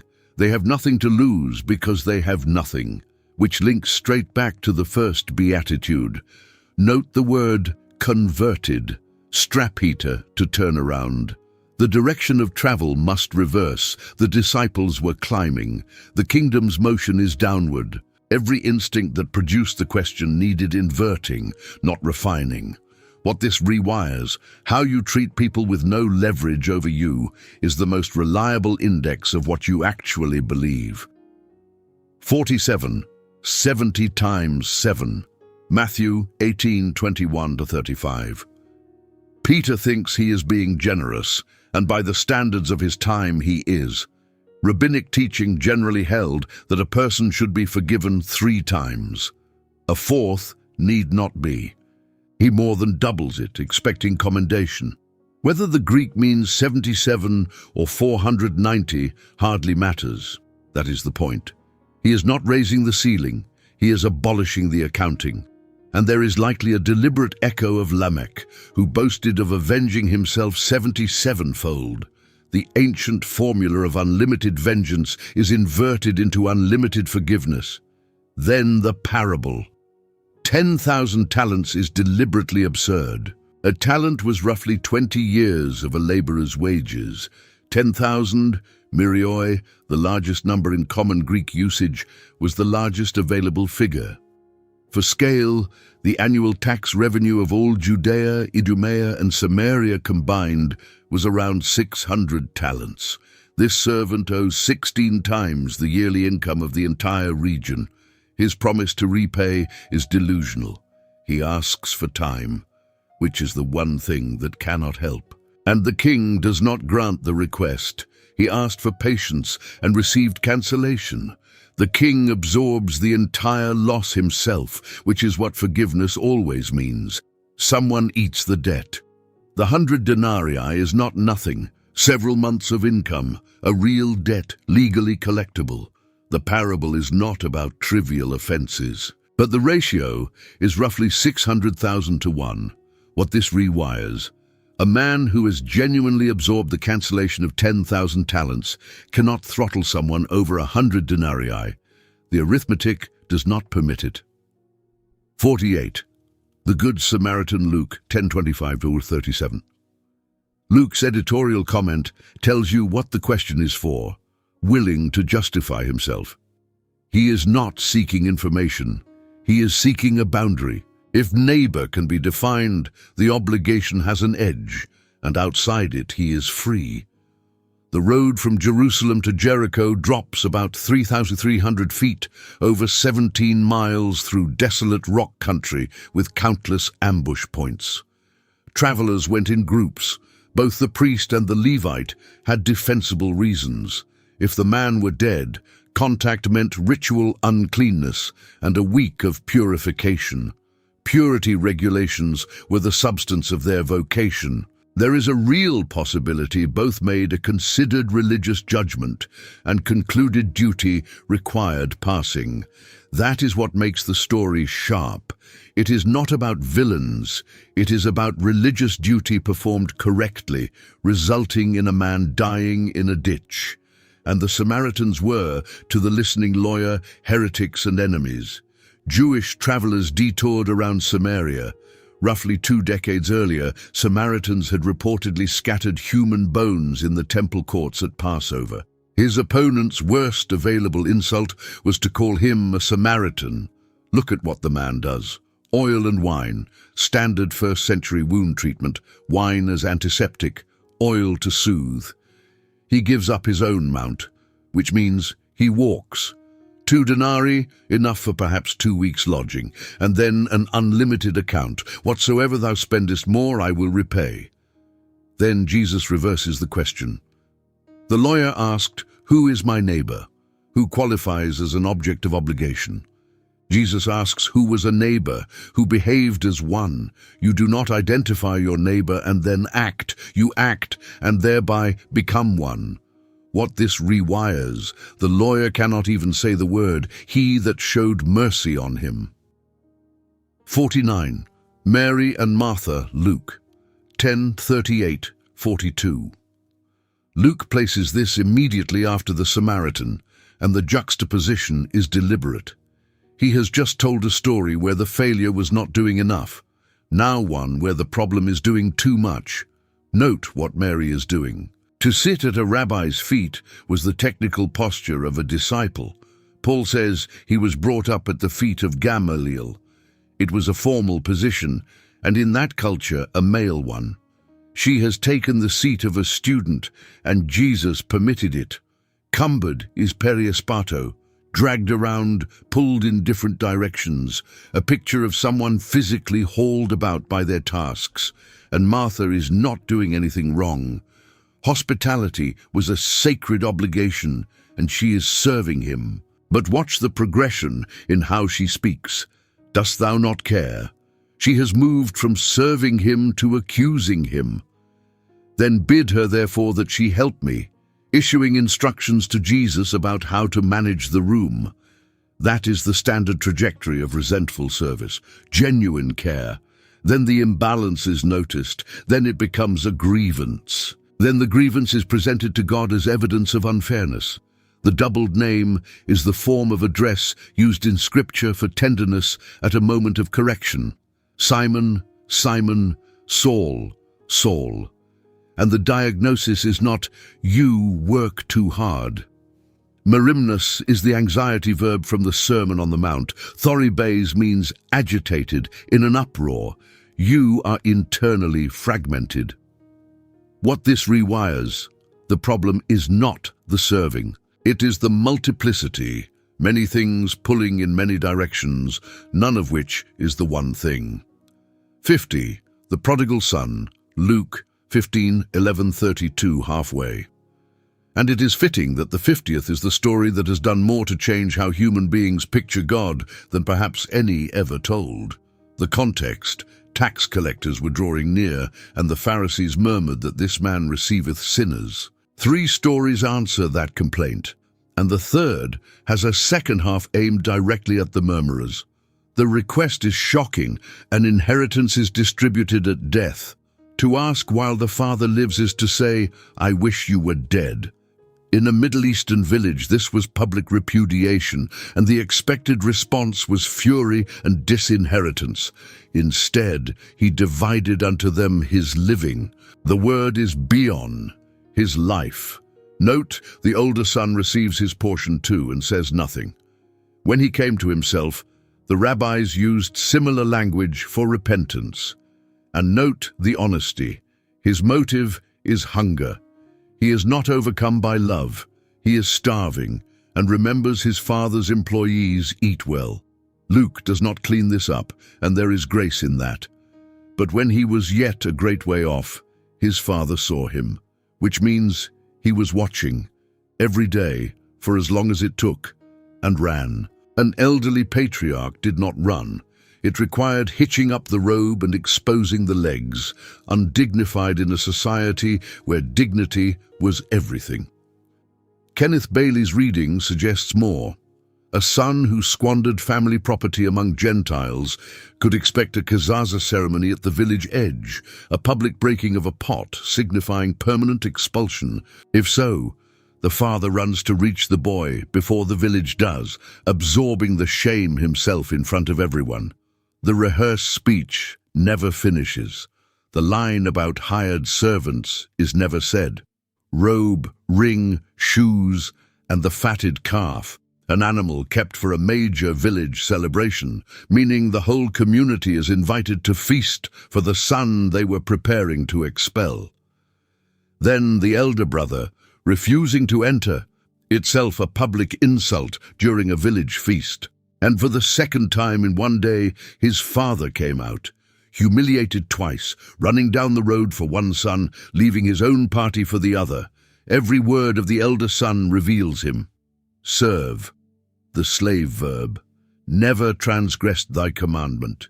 He speaks of this thy son, refusing the word brother. He has been in the house the whole time, and a servant the whole time. Son, thou art ever with me, and all that I have is thine. Everything the younger wanted, the elder had continuous access to and never asked for, because he thought he was staff. What this rewires, the story simply stops. We are never told whether the elder brother goes in, because Jesus is telling it to elder brothers, and the answer is theirs to supply. 51. The lost sheep. Luke 15, 1-7. What man of you? He puts them in the story as the shepherd, provocative in itself, since shepherding was low status by this period, and the question assumes an obvious answer. Of course he goes, but would he? 100 sheep is substantial. Losing one is a 1% loss any rational operator would absorb. Leaving 99 unattended in open country is not obviously good management. He presents it as self-evident, and it is not, unless the value of the one is calculated differently. A lost sheep does not come when called. It is not a dog. A sheep that has wandered typically lies down and refuses to move, paralyzed. It has to be carried, and a full-grown sheep may weigh 70 pounds or more across the shoulders the entire distance back. The animal contributes nothing to its own rescue, and the joy is disproportionate and public. He throws a party over a sheep. The final clause has an edge. 99 just persons, which need no repentance, spoken to men who considered themselves precisely that. There is gentle irony in it. If such persons exist, heaven is comparatively unmoved by them. What this rewires, the kingdom does not do percentage losses. 52. The lost coin. Luke 15, 8, 10. Jesus regularly told stories in matched pairs, one with a male protagonist and one female, a small but consistent feature in a culture where it was not required. 10 drachmae, each roughly a day's wage. There is a strong tradition that a set of 10 may have formed a headdress or dowry piece worn as a marriage ornament. If so, losing one disfigures something that signified her marriage. Picture the house, one room, packed earth floor, few windows and those small, designed to keep out heat, which also keeps out light. A coin dropped there is not visible, so she lights a lamp, using precious oil, and sweeps, which in that setting is a matter of listening as much as looking. She is sweeping, so she will hear it move, and now notice the difference between the two lost items, because the 3 parables form a progression. The sheep wandered, not malice, the ordinary drifting of an animal following grass without looking up. The coin did nothing. A coin cannot wander. It was lost through no action of its own, and it was lost inside the house. It was in the right building the entire time.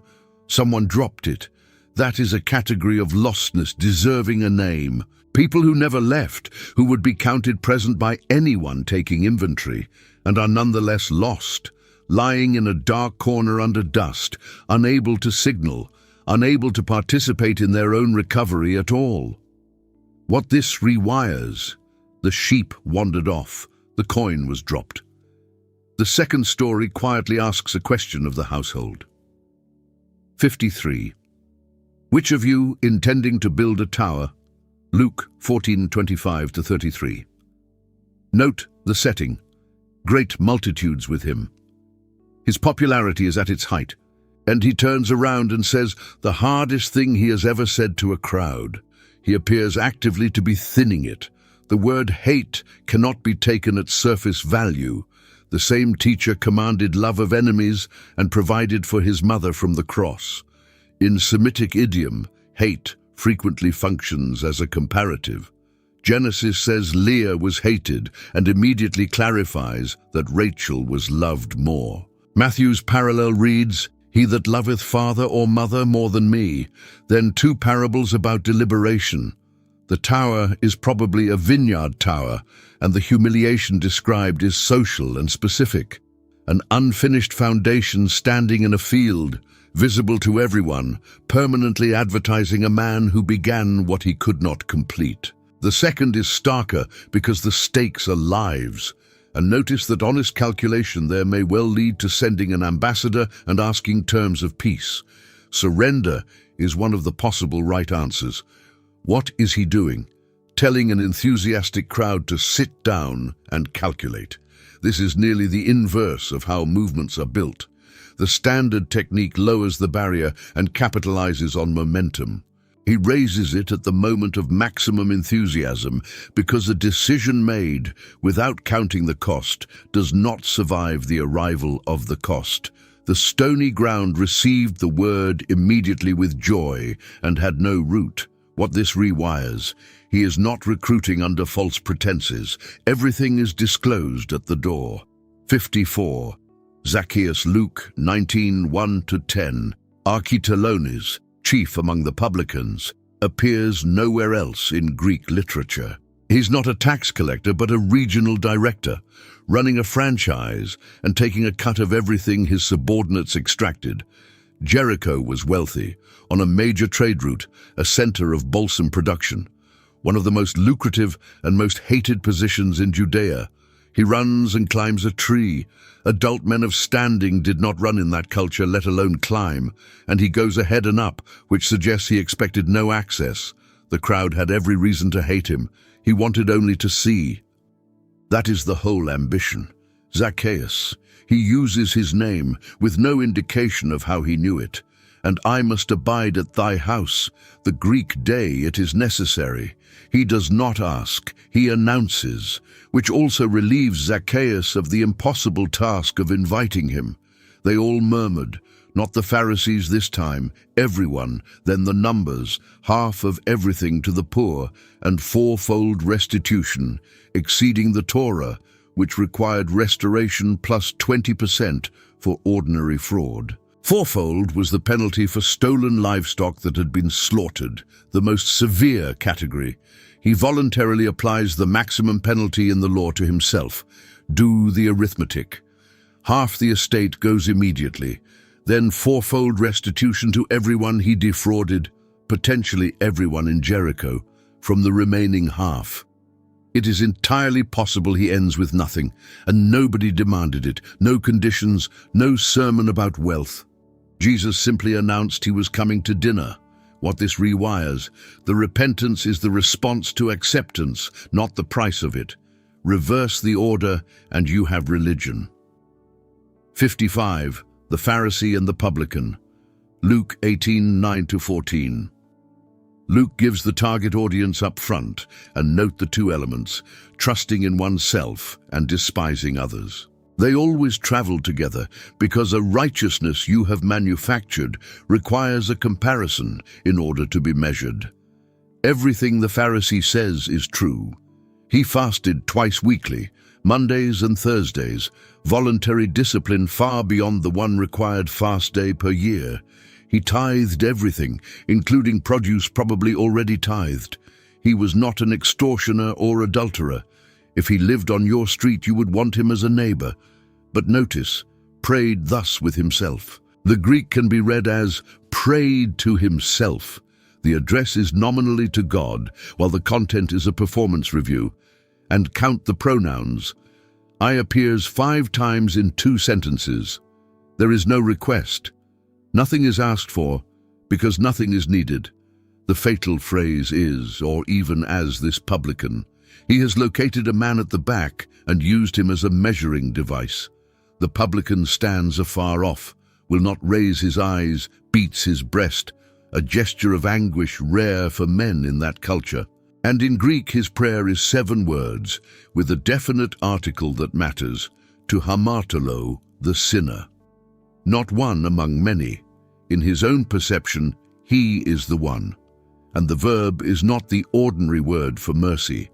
It is hilasteti, from the same root as the word for the mercy seat, the covering of the ark where blood was applied on the Day of Atonement. Standing in the temple, quite possibly during the hour of sacrifice, he asks God to let the blood cover him. What this rewires. It is possible to read this parable, congratulate yourself on not being the Pharisee, and become him with an extra step. The publican's prayer is the only exit. 56. Ye must be born again. John 3:1-8. Nicodemus is a member of the Sanhedrin. Jesus later calls him the teacher of Israel with the definite article. This is the religious establishment at its highest level, and he comes by night, discretion, perhaps the customary hour for undisturbed discussion, and probably also a comment on where he is spiritually. He opens generously, and Jesus ignores it entirely. The word anothen carries two meanings, again and from above. John frequently uses double-meaning words, and both are operative. Nicodemus's response is usually read as obtuseness. I do not think it is. He's a scholar. He understands metaphor. He is pressing the impossibility on purpose, and in doing so has grasped the point exactly. It cannot be done. You cannot arrange your own birth. That is precisely why Jesus chose the image. Consider what is unique about birth. Of everything that has ever happened to you, it is the one in which you had the least conceivable participation. You did not choose the timing, the place, the family, the century. You did not consent or prepare or contribute. You were entirely passive in the event that gave you existence. That is what must happen to a man who has spent his life in active religious achievement, who is the acknowledged teacher of the nation. That which is born of the flesh is flesh. Every category reproduces itself and cannot exceed itself. No amount of effort, education, or discipline transforms the natural into the spiritual, any more than a river rises above its source. What this rewires, not improvement, birth, which means the appropriate posture is not effort, but receptivity. 57. For God so loved the world, John 3:16-17. Familiarity is this verse's greatest enemy. Take it slowly, as though we had never seen it. So loved. The Greek hutos is usually read as intensity, so much. It more properly means in this manner. This is how God loved the world, not a measurement of quantity, but a description of method. The world, cosmos. In John, this word almost always carries a negative charge. The world hates Jesus, does not know him, is the organized system in opposition, and that is the word chosen. He did not love the worthy or the receptive, his only begotten Son, monogenes, unique, one of a kind. And there is an unmistakable echo of Genesis 22. Take now thy son, thine only son, whom thou lovest. Any Jewish reader hears Moriah. The difference is that at Moriah, God stopped the knife and provided a substitute ram. Here there is no substitute, because this is the substitute, whosoever. Two syllables that broke the ancient world open. No ethnic, moral, or intellectual filter. Believeth in him. The construction is pistion eis auton, believing into him. Not assent to a proposition, but a movement of trust terminating in a person, the way you commit your weight to a chair. Then verse 17, nearly always omitted when 16 is quoted, and essential. God sent not his Son into the world to condemn the world. This corrects the assumption most people hold instinctively. Ask a religious person in any century what God's disposition toward the world is, and the default answer is judgment. He explicitly negates it. What this rewires, if you have carried a picture of a God whose primary attitude toward you is disapproval, verse 17 was written to remove it. 58. The woman at the well, John 4:1-26. He must needs go through Samaria. Geographically, he did not. Jews routinely crossed the Jordan to bypass it, adding a day or more rather than set foot there. He is tired, John says so plainly, one of the clearest statements of his humanity. The 6th hour is roughly noon, the hottest part of the day, and the wrong time to draw water. Women came in the cool of morning and evening in groups, because the well was a social gathering point. A woman alone at noon is a woman avoiding other women. And he speaks first, violating several conventions at once. Notice how he opens, by asking for help. He puts himself in need and her in the position of ability. An extraordinarily disarming way to begin with someone expecting contempt. Living water in ordinary usage meant flowing water. She hears it that way and objects practically. He contrasts a source you must return to with a source that relocates inside you, a spring rather than a supply. Her reply has a note in it, neither come hither to draw. If she never had to come to this well again, she would never make this walk at noon again. She is asking, without knowing it, for an end to the daily reminder of her isolation. Go, call thy husband. This looks cruel, and is the opposite. She asked for the gift. He brings into the open the thing she has organized her life around avoiding, because the water cannot go where the truth has not been, and be careful with the assumption of promiscuity. Women in that society did not initiate divorce. 5 husbands most likely means 5 men who divorced her or died. She is far more likely a woman discarded repeatedly than a predator, and his tone supports it. Twice he affirms what she said, no condemnation in the sentence at all. Then, to this woman at this well, he says what he avoids saying almost everywhere else. I that speak unto thee am he. What this rewires, the first explicit self-disclosure in John's Gospel, is made to a Samaritan woman with a history, alone at noon. And she leaves her water pot, the thing she came for, and the thing she was hiding becomes her testimony. 59. I am the bread of life. John 6:26-40. He opens with a diagnosis rather than a welcome. You seek me because you ate of the loaves. And the precision matters. They saw the miracle but did not see it. The sign functioned as a meal. Their question is plural. What works shall we do? His answer is singular. This is the work of God, that ye believe on him whom he hath sent. He redefines the category. The one work required consists precisely in ceasing to rely on your own. Then, extraordinarily, the day after the loaves, they ask for a sign and cite the manna. Moses fed a nation for 40 years. You fed one crowd once. 2 corrections in one sentence. It was not Moses who gave it, and the manna was not the true bread. It was a picture. The true bread is not a substance, but a he. Consider why bread. It was the staple, not a luxury or supplement, but the substance constituting most of the caloric intake of ordinary people. To call yourself bread is to claim to be a daily necessity rather than an occasional enhancement. And 2 properties. Bread must be consumed to be of use. Bread admired does not nourish, and it must be consumed repeatedly. Yesterday's does not sustain today. There is something devastating in the manna reference the crowd would have caught. Manna sustained a generation, and every person who ate it died. He makes it explicit later. Your fathers did eat manna and are dead. The greatest provision miracle in Israel's history postponed death a day at a time. What this rewires. Him that cometh to me I will in no wise cast out. A double negative used for emphasis. There is no version of coming to him that ends in rejection. 60. I am the light of the world. John 8:12. The setting is the Feast of Tabernacles. In the court of the women stood 4 enormous golden candelabra lit at night during the festival. Ancient sources say the light illuminated every courtyard in the city, and men danced through the night with torches. The lights commemorated the pillar of fire, the visible presence of God going ahead of Israel in the dark.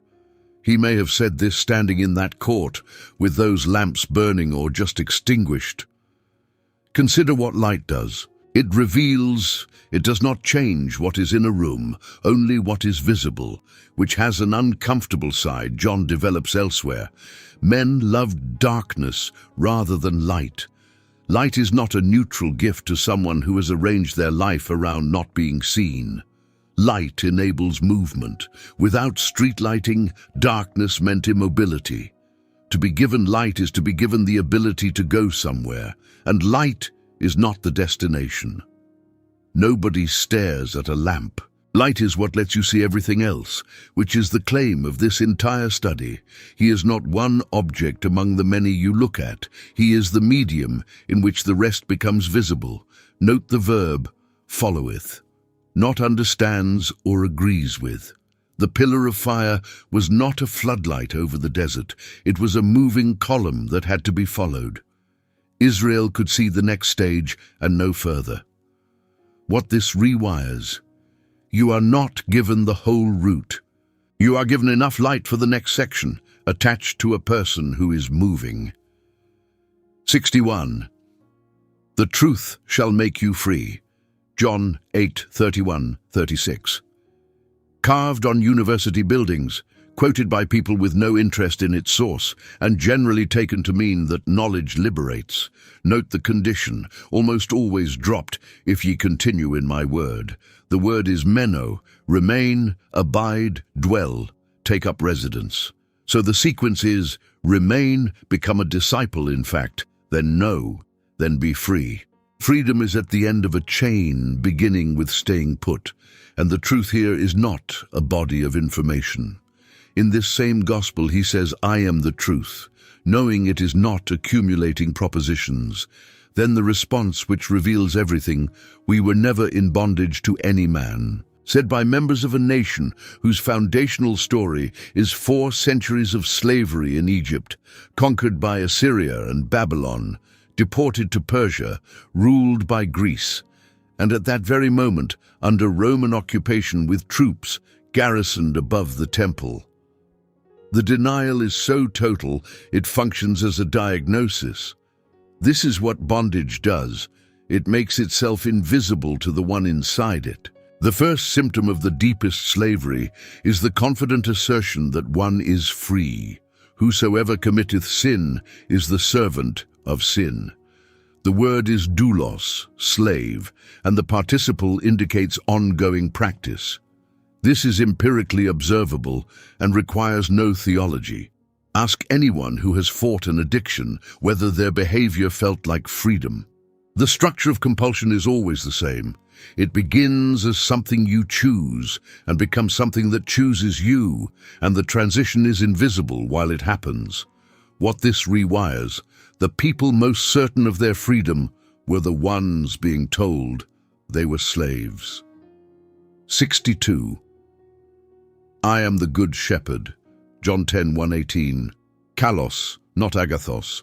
Not morally good, but beautiful, noble, admirable. The model shepherd, the one others are measured against. And the measuring is the point, because this follows immediately after the authorities excommunicated a man for being healed of blindness. He is drawing on Ezekiel 34, where God denounces shepherds who feed themselves and promises to seek the sheep himself. Middle Eastern shepherds did not drive sheep from behind. They walked ahead, and the flock followed. Several flocks might share a fold overnight, and in the morning each shepherd called, and his own sheep separated themselves by voice recognition. The sorting mechanism is not branding or fencing, it is familiarity with a voice. I am the door of the sheep, not a mixed metaphor. Sheepfolds in open country were often stone enclosures with a single gap and no gate. At night the shepherd lay across the opening. He was the door, the hireling fleeth. The contrast is ownership. A hired man takes reasonable risks for wages. No rational hired man dies for someone else's animals. And then the phrase repeated 5 times. I lay down my life for the sheep. Notice that in every other shepherd story in the world, the sheep die for the shepherd. That is what a flock is for. The economic logic is entirely one-directional. He inverts it, which is agriculturally absurd and exactly the scandal. No man taketh it from me, but I lay it down of myself. The Greek exousia means authority or right. The crucifixion will be an act, not an accident. What this rewires, not something done to him, something he did. 63. I am the resurrection and the life. John 11:1-44. The sisters sent word without a request. They simply state a fact to someone they trust, which is a very mature form of prayer. And then the sentence that has troubled every reader who has waited on God. When he had heard, therefore, that he was sick, he abode 2 days still. John even links the delay to his love with the therefore most translations soften. He loved them, therefore he waited. 4 days in the tomb is significant. Popular belief held the soul lingered near the body for 3 days, after which hope was gone. 4 means beyond every category of the recoverable. Both sisters say the same thing separately. If thou hadst been here. Grief, and also accusation. He receives it from both without a word of correction. Martha's theology is entirely orthodox. She believes in the general resurrection. Her answer has the flat quality of a doctrine that is true and is not currently helping. And he relocates it. She has placed the resurrection at a point in time. He puts it in a person standing in front of her. Then the shortest verse in the Bible. He is about to raise this man. He knows it. In 4 minutes, the grief will be over. And he weeps anyway. The Greek edakreison means quiet tears, distinct from the crowd's wailing, and 2 verses earlier he groaned in the spirit, enebrimizato, a word denoting a snort of anger, used of a horse. He is not only sad, he is angry, and the object is presumably death itself. What this rewires: God incarnate at a grave, weeping, knowing the outcome. Grief is not a failure of faith. He did not tell Mary her brother was in a better place. He cried. 64. I am the way, the truth, and the life. John 14:1-6. The upper room, the last night. Judas has left. He has washed their feet and predicted Peter's denial, and these men are frightened. Troubled is tarasesto. Agitated, churned, thrown into disorder. Worth noting, John used the same verb of Jesus himself at Lazarus's tomb. He is not telling them to feel something he has never felt. He is telling them not to remain in it. Mansions is monai, from the same root as meno, abiding places, not grand houses. The image is a family home with room in it, evoking the extended household compound where sons brought wives and rooms were added as the family grew. If it were not so, I would have told you, an appeal to his own honesty. You know me. I would not tell you a comfortable thing that was not true. And notice the point of the promise, not so that you may be in a beautiful place, but that where I am, there ye may be also. The destination is a person. Thomas deserves credit. Everyone else was probably nodding along. He admits he does not follow. The most useful question in the room came from the man willing to say he was lost. He asks for directions and is given a person. The exclusive clause deserves honesty rather than softening. Notice what is not said. It is not, no one comes except those who have heard of me and correctly assented to propositions. The claim is about the mechanism of access. If the situation is as the New Testament describes, a rupture requiring someone to absorb its cost, then exclusivity is not narrowness. It is the observation that a bridge which has actually been built is the way across.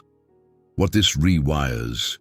The most exclusive sentence in the Bible is spoken tenderly to frightened friends as comfort. 65. I am the true vine. John 15:1-8. The temple gates were decorated with a great golden vine, and the vine was a national symbol appearing on revolt coinage. He may have said this, looking at one. True, alethein, carries the sense of real as opposed to a copy. In Isaiah, Jeremiah, Ezekiel, and Hosea, Israel is repeatedly a vine God planted, and in almost every case, the passage is an indictment. It brought forth wild grapes, it was empty, it was fruitless. He takes the failed national symbol and says, I am the real one. Vine pruning is severe. An untended grapevine produces abundant foliage and almost no fruit because energy goes into growth. A vine dresser cuts back drastically, in some methods removing the great majority of the previous season's wood. To an untrained eye, a properly pruned vine looks destroyed. And note the crucial detail. The pruning is applied to the branch that beareth fruit. Fruitfulness does not exempt you from the knife, it invites it. Abide is meno again, occurring 11 times in these few verses. It describes something almost entirely passive. A branch does not strive to remain attached. It does not generate sap. Its single function is to stay connected and let something else flow through it. Without me, ye can do nothing. The Greek is emphatic, not less. Nothing. A severed branch may look identical to an attached one for several days. It may still have leaves. It will not produce fruit, and eventually the appearance catches up. What this rewires, a branch never consumes its own grapes. Fruit exists for others. 66. Greater love hath no man than this. John 15:9-17. Begin with the comparison, because it is almost too large to take in. The measure of his love for these disciples is the Father's love for the Son, a love without beginning, perfect and uninterrupted, and it is offered as the standard for how he loves men in that room, one of whom will deny him before dawn. Note the shift in the command. In Torah it was love your neighbor as yourself, self-love as the measure. Here, as I have loved you, the standard is no longer your instinct for self-preservation, but a demonstrated pattern about to be completed on a cross. Greater love hath no man than this is quoted at war memorials rightly, but consider its position. He says it hours before doing it. This is not an abstract maxim about heroism. It is a man describing what he is about to do in front of the people he is about to do it for. Then the redefinition. Henceforth I call you not servants, but I have called you friends. For all things that I have heard of my Father, I have made known unto you. The distinction is disclosure. A servant receives instructions. A friend receives the reasoning. Think what that means. The relationship on offer is not one where you receive orders and execute them without understanding. There is a great deal you will not understand, but the posture is disclosure, not command, from behind a curtain. Ye have not chosen me, but I have chosen you. Back to the rabbinic convention, reversed explicitly. What this rewires. The passage begins and ends with one command, and it is not evangelism, doctrine, or discipline. It is that they love each other. 67. In the world ye shall have tribulation. John 16:33. The final sentence of the upper room discourse, the last thing he says before he prays and walks out to Gethsemane. Of everything he could have left them with, this is what he chose. 2 locations, 2 conditions, 1 conclusion. In me ye might have peace. The location is a person. Not your circumstances, not your understanding, not the resolution of your situation. Peace has an address. In the world ye shall have tribulation. Thlipsis comes from a root meaning pressure, used of crushing grapes. Some ancient sources describe an execution in which a stone was laid on a person and progressively weighted. That is the image, sustained pressure that squeezes. And he says ye shall have it, future indicative, not you might. This is a promise, as certain as the promise of peace, delivered in the same sentence. Sit with that, because it is one of the great honesty markers of the faith. Any religion selling a product would not include this line. In his final words of instruction, he guarantees his followers difficulty. The two coexist. Peace in him, pressure in the world simultaneously, which means the peace on offer is not the removal of pressure. It exists in a different location and is unaffected by conditions in the first. I have overcome the world. The verb nenikika is perfect tense, completed action with continuing results. And he says it before the cross. From every visible standpoint, he is ours from total defeat, and he uses a tense meaning the thing is already done. What this rewires, that is not optimism. Optimism is a prediction. This is a report on something finished. 68. Father, if thou be willing, remove this cup. Luke 22:39-44. As he was wont, as was his custom, quietly devastating, he goes to the place he always goes, which is precisely why Judas knows where to find him. He does not change his routine to make the arrest difficult. Mark uses two words for his state, ektambistai, shocked astonishment, and ademonin, a distressed anguish one commentator called the most vivid Greek word for such a condition. The picture is not serene resolve, it is a man in extremity. Agonia is the word for an athlete's tension before a contest. And Luke, whom tradition identifies as a physician, records sweat like drops of blood. There is a rare documented condition, hematidrosis, in which extreme stress ruptures capillaries around the sweat glands. Whether he describes that or uses a simile, the sense is physical breakdown under psychological pressure. The cup is drawn from the prophets, where it is consistently the cup of God's wrath, so the dread is not primarily physical pain. Many people have faced execution with composure, including many of his own followers in later centuries. And notice the structure of the prayer, because it is the model for every honest prayer ever prayed. First, remove this cup. He asks directly, without hedging, for what he wants, the whole thing called off. No pretending he is fine with it. Then, nevertheless, not my will, but thine. The submission comes second and does not cancel the request. Both are present. Honesty, then surrender, not surrender instead of honesty. Matthew records he prayed it 3 times. What this rewires: if he could ask for the mission to be cancelled, your request is not too bold. 69. Father, forgive them. Luke 23:32-38.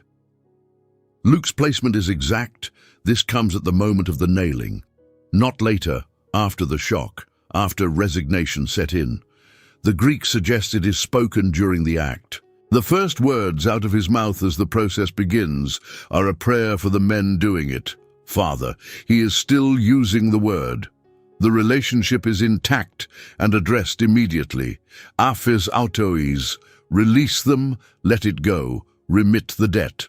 The immediate referent is presumably the execution squad, who in a moment will gamble for his clothing. But the sentence has no boundary. Peter, preaching weeks later, tells the crowd they acted in ignorance and offers them repentance. Paul writes that none of the rulers of this world knew, for had they known, they would not have crucified the Lord of glory. For they know not what they do. He is providing a defense. In the middle of being executed, he argues the mitigating circumstances of the people executing him. And it is true in the deepest sense. The soldiers knew they were killing a condemned man. They did not know they were killing the author of life. The council knew they were removing a blasphemer. They did not know they were fulfilling scriptures they had memorized. Nobody in the scene understood what was happening, which is itself among the most sobering facts about human wrongdoing. Note what he does not say. Not they are not guilty. Forgiveness would be unnecessary if there were nothing to forgive. What this rewires: everything he taught about forgiveness, 70 times 7, love your enemies, pray for them which despitefully use you, is verified here, under conditions none of us will face. 70. Today shalt thou be with me in paradise. Luke 23:39-43. Matthew and Mark record that both criminals initially joined the mocking. So what Luke gives us is a change of mind occurring over a few hours on a cross. Look at what this man does in 3 sentences. He acknowledges God. He acknowledges his own guilt without qualification. We receive the due reward of our deeds. And he asserts the innocence of Jesus, a verdict delivered by a condemned criminal from an adjacent cross, contradicting the Sanhedrin, Pilate, Herod, and the crowd. Then, Lord, remember me when thou comest into thy kingdom. Consider the faith in that. He is looking at a man dying beside him, bloodied, mocked, apparently destroyed, and says when, not if. Nobody else at Calvary believes this. The disciples have scattered. Peter has denied him. The women watch from a distance in grief. The only person they're confident that Jesus has a kingdom is a convicted criminal being executed for his crimes, and the request is modest. Just, do not forget, I was here. 3 things in the answer, each exceeding it. Today, he asked for a future remembrance. He is told before this day is out. With me, he asked to be remembered and is told he will be in company. The difference between being thought of and being present is the entire distance between religion and the gospel. And paradisos, a Persian loanword for a walled garden, the enclosed pleasure garden of a king. The Septuagint uses it for Eden. Consider what he did not do, not baptized. No restitution, his hands were nailed. No community, no instruction, no fruit, no reparation. What this rewires. If this man is saved, salvation is not a wage. It cannot be. He did no work. 71. It is finished. John 19:28-30. Knowing that all things were now accomplished. Even here, deliberateness. And I thirst, the shortest of the 7 sayings, and the only one concerning his physical state. The one who told a woman about water that ends, thirst forever, dies thirsty. The oxos was Posca, the cheap, sour wine soldiers drank, not the drugged wine he refused earlier. He declined the anesthetic at the start. He accepts a drink now, apparently to be able to speak. In Greek it is one word, tetelestai, from teleo, to bring to an end, to complete, perfect tense, completed action with permanent ongoing results. Most accurately, it has been finished and it stands finished. The word has a documented history. Papyri from the period show it, written across tax receipts and business documents, paid in full, nothing further owed. It appears in the language of servants reporting an assigned task complete. A dying man might say, I am finished. He said, it is finished. The subject is not himself but a work. What was finished? The work the Father gave him, which he mentions the night before in the past tense, before the cross had happened. The sacrificial system, which had operated 1,500 years on the principle that atonement requires blood repeated endlessly. And Matthew records the veil torn from top to bottom, a direction significant because a tear beginning at the top is not the work of human hands. And the debt, Paul writes, that God blotted out the handwriting of ordinances against us and nailed it to his cross, which is precisely tetelestai stamped across an account, and gave up the ghost. The verb paradoken means to hand over. He did not expire. He handed over his spirit, and note the order, and he bowed his head and then released. Ordinarily the head falls after death. What this rewires, if it is finished, additions to it are not devotion. They are a denial that the receipt was stamped. 72. Why hast thou forsaken me? Matthew 27:45-46. 3 hours of darkness, noon to 3, the brightest part of the day. And out of it comes the only saying recorded in the original Aramaic by 2 gospel writers, which suggests the sound of it was unforgettable. This is the only saying from the cross in which he does not address God as Father. Every other prayer in his recorded life begins with Abba. Here it is Eli. The change is not accidental. The words open Psalm 22, and that matters enormously. A first-century Jew hearing the first line would supply the whole psalm. Texts were identified by their opening words. And Psalm 22, written roughly 1,000 years earlier, contains, "All they that see me laugh me to scorn. They pierced my hands and my feet. They part my garments among them and cast lots upon my vesture." And it ends in triumph. So the quotation does two things at once: a genuine cry of desolation and a pointer to a text describing the scene in detail and ending in vindication. But do not use the second to soften the first. The cry is real.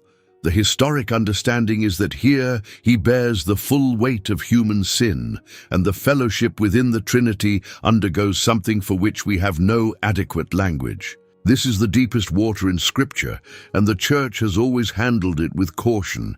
It is not that the Trinity dissolved. It is not that the Father stopped loving the Son. He said the opposite hours earlier. What can be said is that something occurred that Jesus experienced as abandonment, and he announced it out loud in front of witnesses. What this rewires: when you pray into what feels like an empty room, you are not praying to someone who cannot imagine it. He called out into that same silence, and Hebrews' promise that you will never be forsaken is purchasable only because someone was. 73. He is not here, for he is risen. Matthew 28, 1-10. Note who is there. All four Gospels agree. Women were the first witnesses. And this is one of the strongest internal indicators of authenticity. In first-century Jewish legal practice, women's testimony was generally not accepted. Josephus states the principle explicitly. If you were fabricating a resurrection to persuade skeptics, you would not build it on witnesses your own legal system discounted. And note why they came. Mark says they brought spices. They were not expecting a resurrection. They were performing the last service available to the dead. The stone is not rolled away to let Jesus out. John's account has him passing through closed doors in a locked room later that same day. The stone is rolled away to let the witnesses in, and sat upon it, the posture of someone whose work required no effort. As he said, the angel's mild reproach is that this was announced in advance, repeatedly, at least 3 times explicitly. Nobody believed it, including those who heard it directly. Come, see the place where the Lord lay, an invitation to examine the evidence. The Christian claim from its first hour has been an empirical one about a location, and John adds that the grave clothes were lying there with the headcloth folded separately. The description of a body departed from wrappings left undisturbed, rather than unwound or stolen. All hail is sheret, the ordinary Greek greeting, roughly, good morning. The first word of the risen Christ to human beings is a common greeting. There is no thunder in it, and they held him by the feet. Physical, solid, touchable. Luke has him eating broiled fish for the same reason. What this rewires: days after every one of them abandoned him, the first word he sends is "my brethren." No rebuke in the message at all. 74. Reach hither thy finger. John 20, 24-29. One of the least fair nicknames in history. This is the man who, when Jesus proposed returning to Judea, where they had recently tried to stone him, said, "Let us also go, that we may die with him." His demand is specific. He does not ask to see Jesus. He asks to touch the wounds, and the level of detail indicates he was close enough to the crucifixion to know precisely what injuries to look for. There is something else. The other 10 had seen. John records that Jesus showed them his hands and side in that first appearance. Thomas is asking for nothing more than what his friends were given, and after 8 days. That is the part usually skipped. For over a week, he lives with 10 certain men and one absence that will not close. He does not leave. He is in the room. Then Jesus repeats Thomas's own words back to him, exactly, having not been present when they were said. And he grants the request. He does not rebuke the demand for evidence. He meets it, coming back apparently for this one man. Notice what this reveals about the resurrection body. It passed through a shut door and still has wounds that can be touched. The scars did not heal. The marks of the worst thing that ever happened were carried into the resurrection and kept.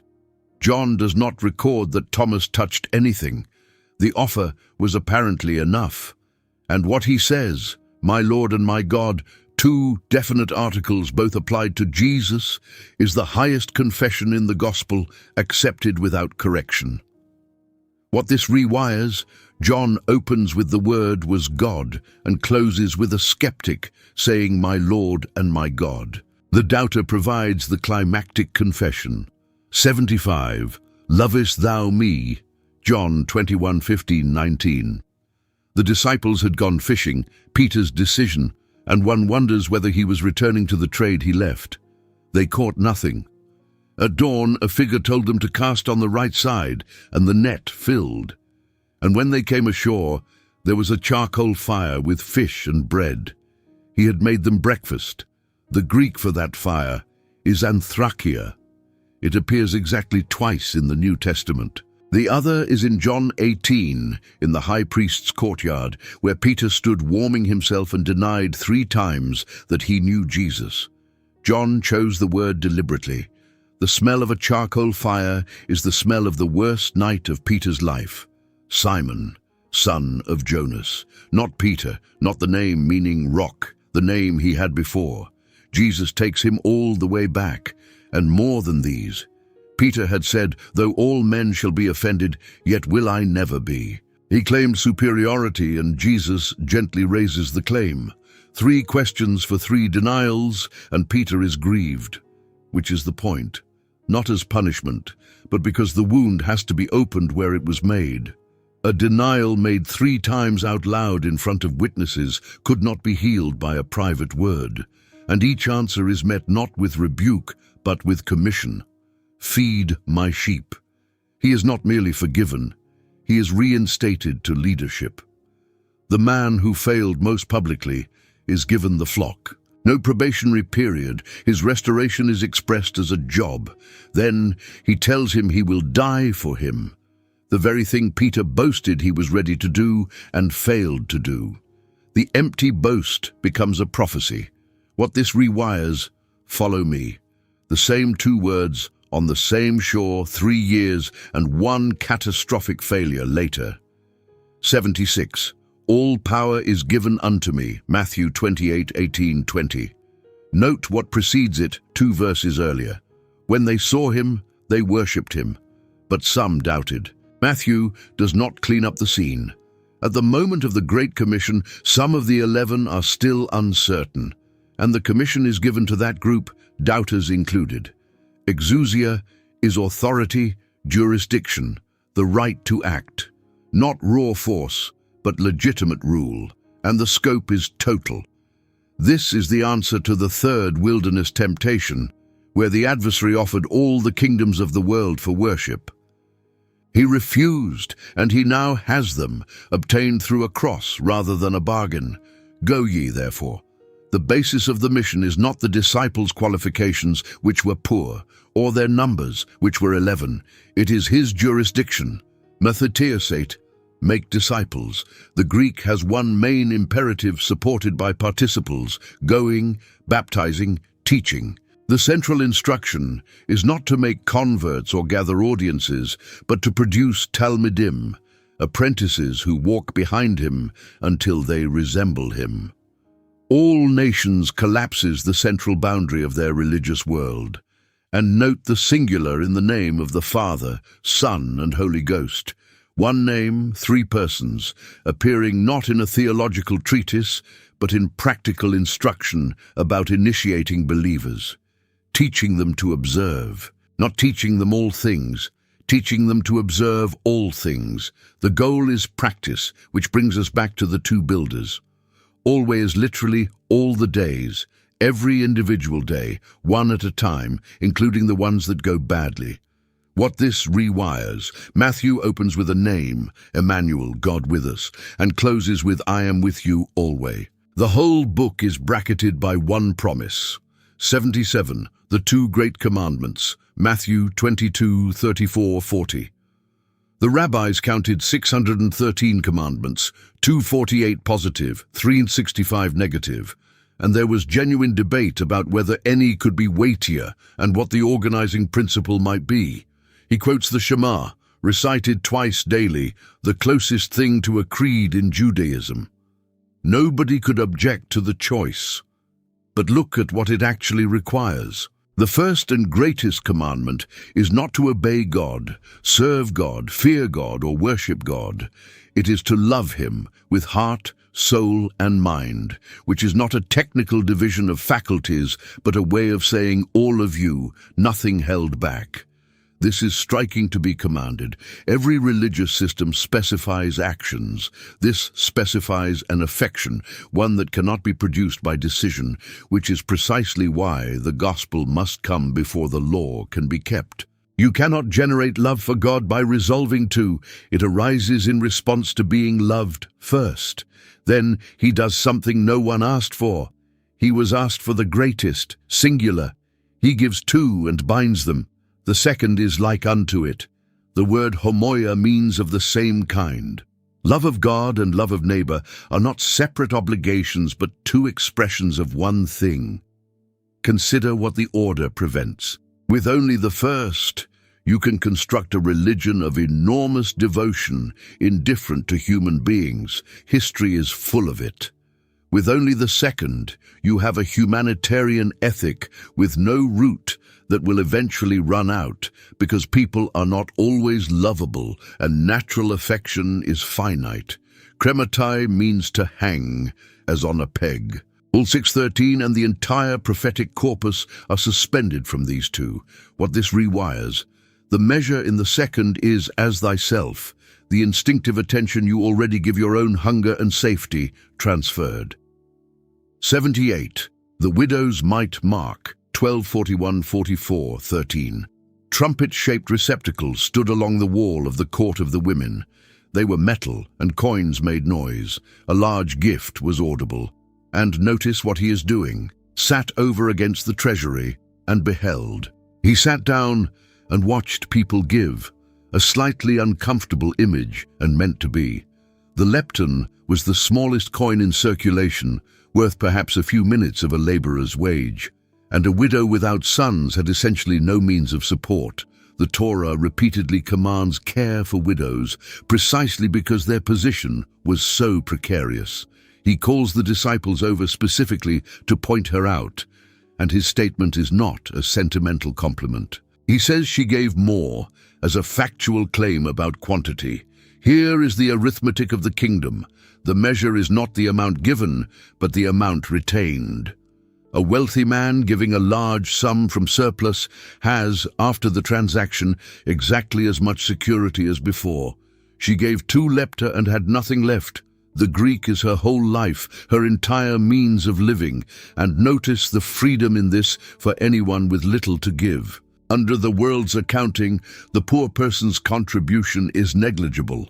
Under this accounting, the person with almost nothing has access to the largest possible gift because the measure is the fraction. One uncomfortable further observation.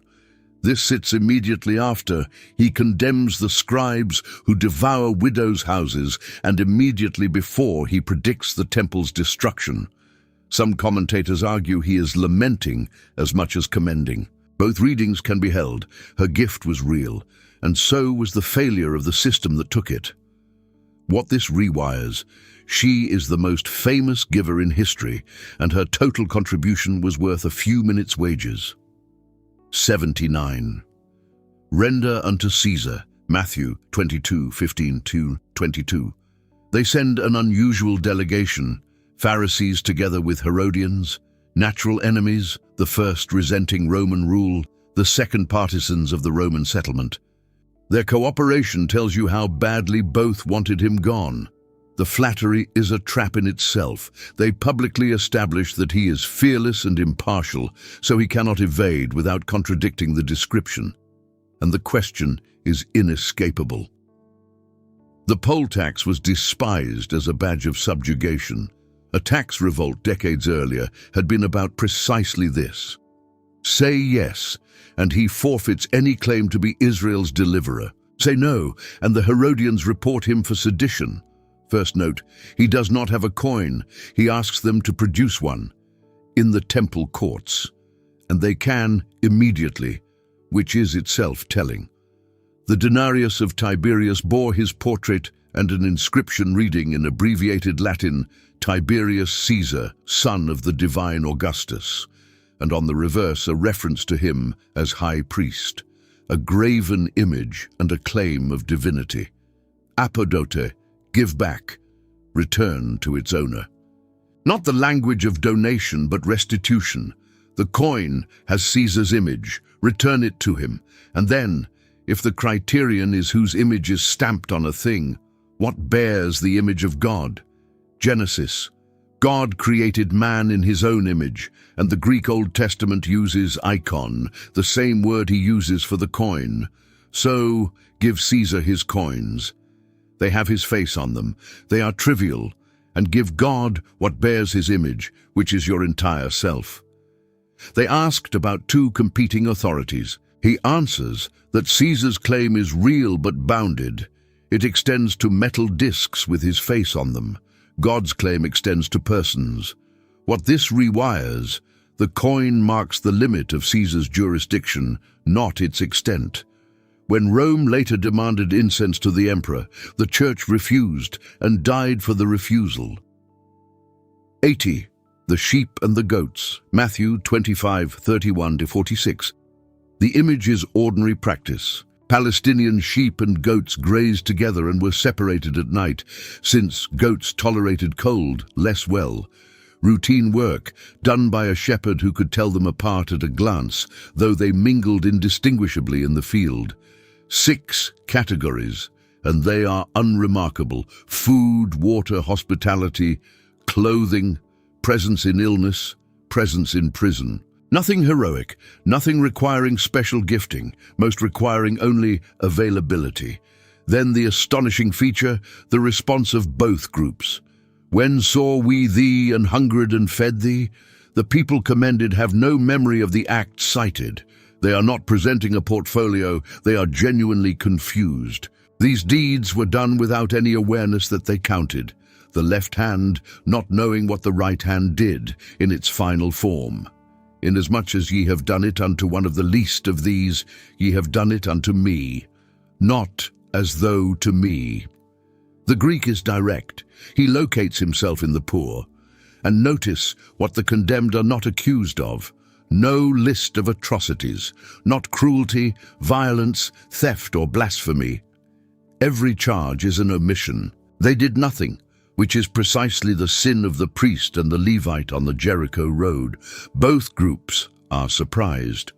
Neither was operating with an eye on the ledger, and that appears to be the point. What is assessed is not a strategy, but a disposition, the automatic response to need when no credit is in view. A word of care. This is not teaching salvation by charitable works, which would contradict the thief on the cross. It describes evidence, the fruit by which the tree is known. They did not become sheep by feeding people. They fed people because they were sheep. What this rewires, the people most conscious of their good deeds may be the least reliable narrators of them. 81. The 10 virgins. Matthew 25:1-13. After betrothal, a legally binding arrangement often lasting a year, the groom prepared a home, typically an addition to his father's house. The timing of his return was not precisely announced. Part of the celebration was the surprise. When he came, often at night, a procession formed and escorted him to the feast with lamps. 5 brought reserves. That is the entire difference. Not character, not intelligence, not attendance. All 10 came. All 10 had lamps. All 10 wanted to be there. While the bridegroom tarried, they all slumbered and slept. All 10. The sleeping is not the failure, which is worth noting given that the moral is watch. The difference was decided before the waiting began. The refusal sounds ungenerous and is one of the keys. It is not selfishness, it is impossibility.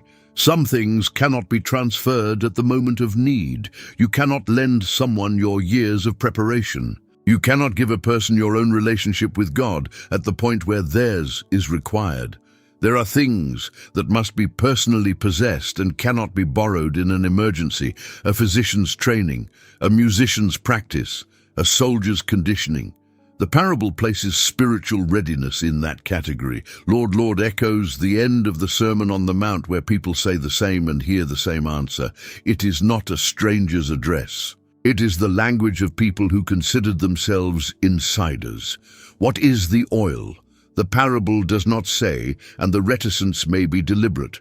What it insists on is the category: something possessed personally, accumulated beforehand, non-transferable. What this rewires: all 10 looked identical until midnight, and there is no shop open at midnight in this story. 82. The talents. Matthew 25:14-30. Even 1 talent is roughly 20 years of a laborer's wages. The master is not distributing pocket money, and note, according to his several ability, the distribution is unequal and deliberate, calibrated to capacity, which removes any reading of this as a story about unfairness. Burying money was a recognized method of safekeeping. Rabbinic law regarded burial as prudent and protected a man from liability for loss. So the third servant is not reckless. He is doing the safe, defensible, legally sound thing. To the first 2, identical words, though the amounts differ. 5 produced 5, 2 produced 2. Same commendation. The measure is faithfulness with what was given. Then the heart of it, and it is a statement about theology, not economics. I knew thee that thou art an hard man, and I was afraid. His inaction was produced by his picture of the master. He believed he was dealing with someone harsh and impossible to please, and given that belief, burying the money was entirely rational. If the master is looking for a reason to punish, the safest strategy is to attempt nothing. That is the central insight. What you believe about God's character determines what you do with your life. A servant who thinks his master generous will risk. One who thinks his master is looking for failure will bury. And the fear was self-fulfilling. The master answers according to his own premise: even by your own account of me, you should have earned interest. Note what his sin actually was. He did not steal or squander. He returned exactly what he was given, intact. What this rewires: failure here is not losing what you were given. It is protecting it so carefully that it produced nothing. 83. Except a corn of wheat fall into the ground and die. John 12:20-26. Gentiles arrive asking for an audience, and his response is strange until you see what it signals. Throughout John, he has said, "Mine hour is not yet come." Now the world comes to him, and the hour arrives with them. Then one of the most compressed statements of the entire gospel, drawn from something every listener had watched happen in a field.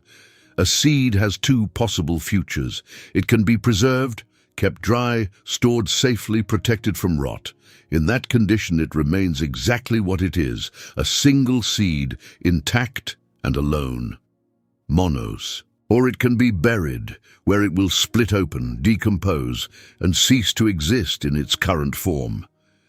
And from that dissolution comes a stalk bearing many seeds. There is no third option in which it remains a seed and also multiplies. Preservation guarantees solitude.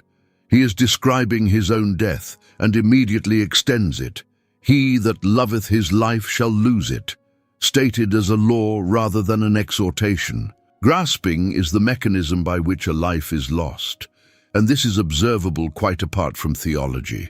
The person who organizes existence around self-protection, avoiding risk, avoiding cost, avoiding expenditure of themselves on anything that might not repay, ends with a life that is intact and empty, the seed in the jar. whereas people whose lives have produced anything are invariably people who spent themselves on something. Hateth, his life is the same Semitic comparative as before. Hold loosely, refuse to make it ultimate. Not a call to self-loathing, which is its own form of self-absorption. What this rewires, he was asked for an audience and answered by describing his death as his glorification. The word does not mean what we assume. 84. Whosoever will be chief among you. Mark 10:35-45. The timing is what makes it painful. Mark places this immediately after his third and most detailed prediction of his death: mocked, scourged, spat upon, killed. Their response is to negotiate for cabinet positions, and the 10 are furious, not on moral grounds. They are furious because two men made a move on positions they wanted. He begins by describing the world's model accurately. The verbs are compounds with the prefix keta intensifying them. They lord it down over. They exercise authority against. Power as domination. He does not pretend it does not work, but so shall it not be among you. Emphatic, not try to do better, a different system. And notice, he does not condemn the desire for greatness. He redirects it. The ambition is permitted, the root is inverted. Diakonos, servant, one who waits tables. And for the highest position, doulos, slave, and not of the master but of all.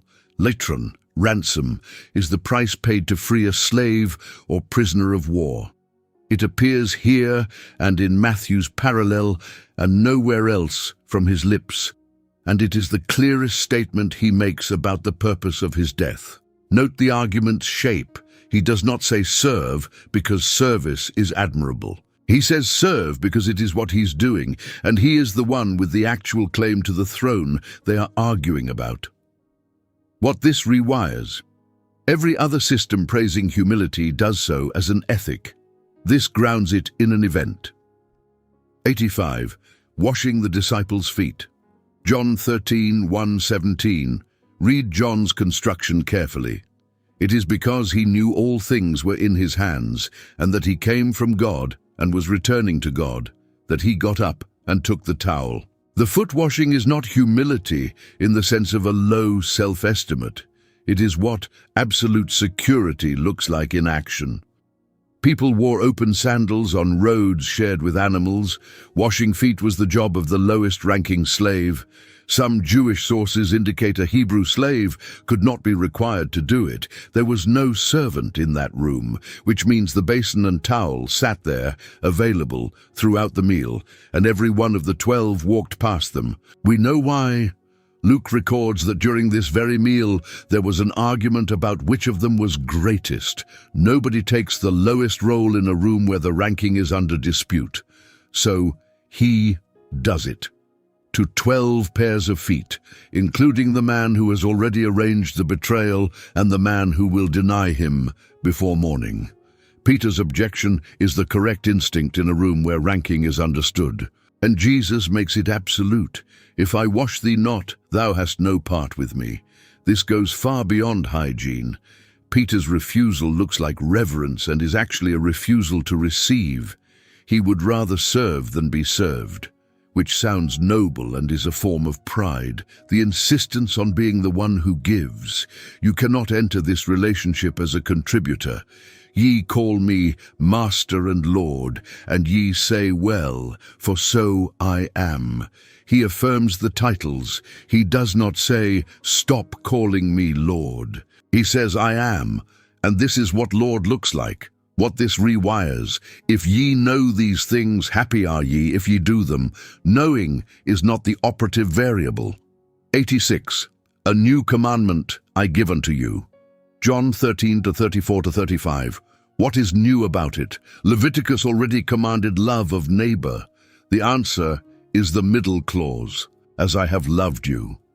The old measure was self-love. The new measure is a demonstrated love with specific content, said in the upper room, minutes after the towel, hours before the cross.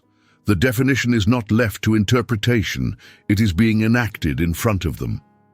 Then the astonishing part.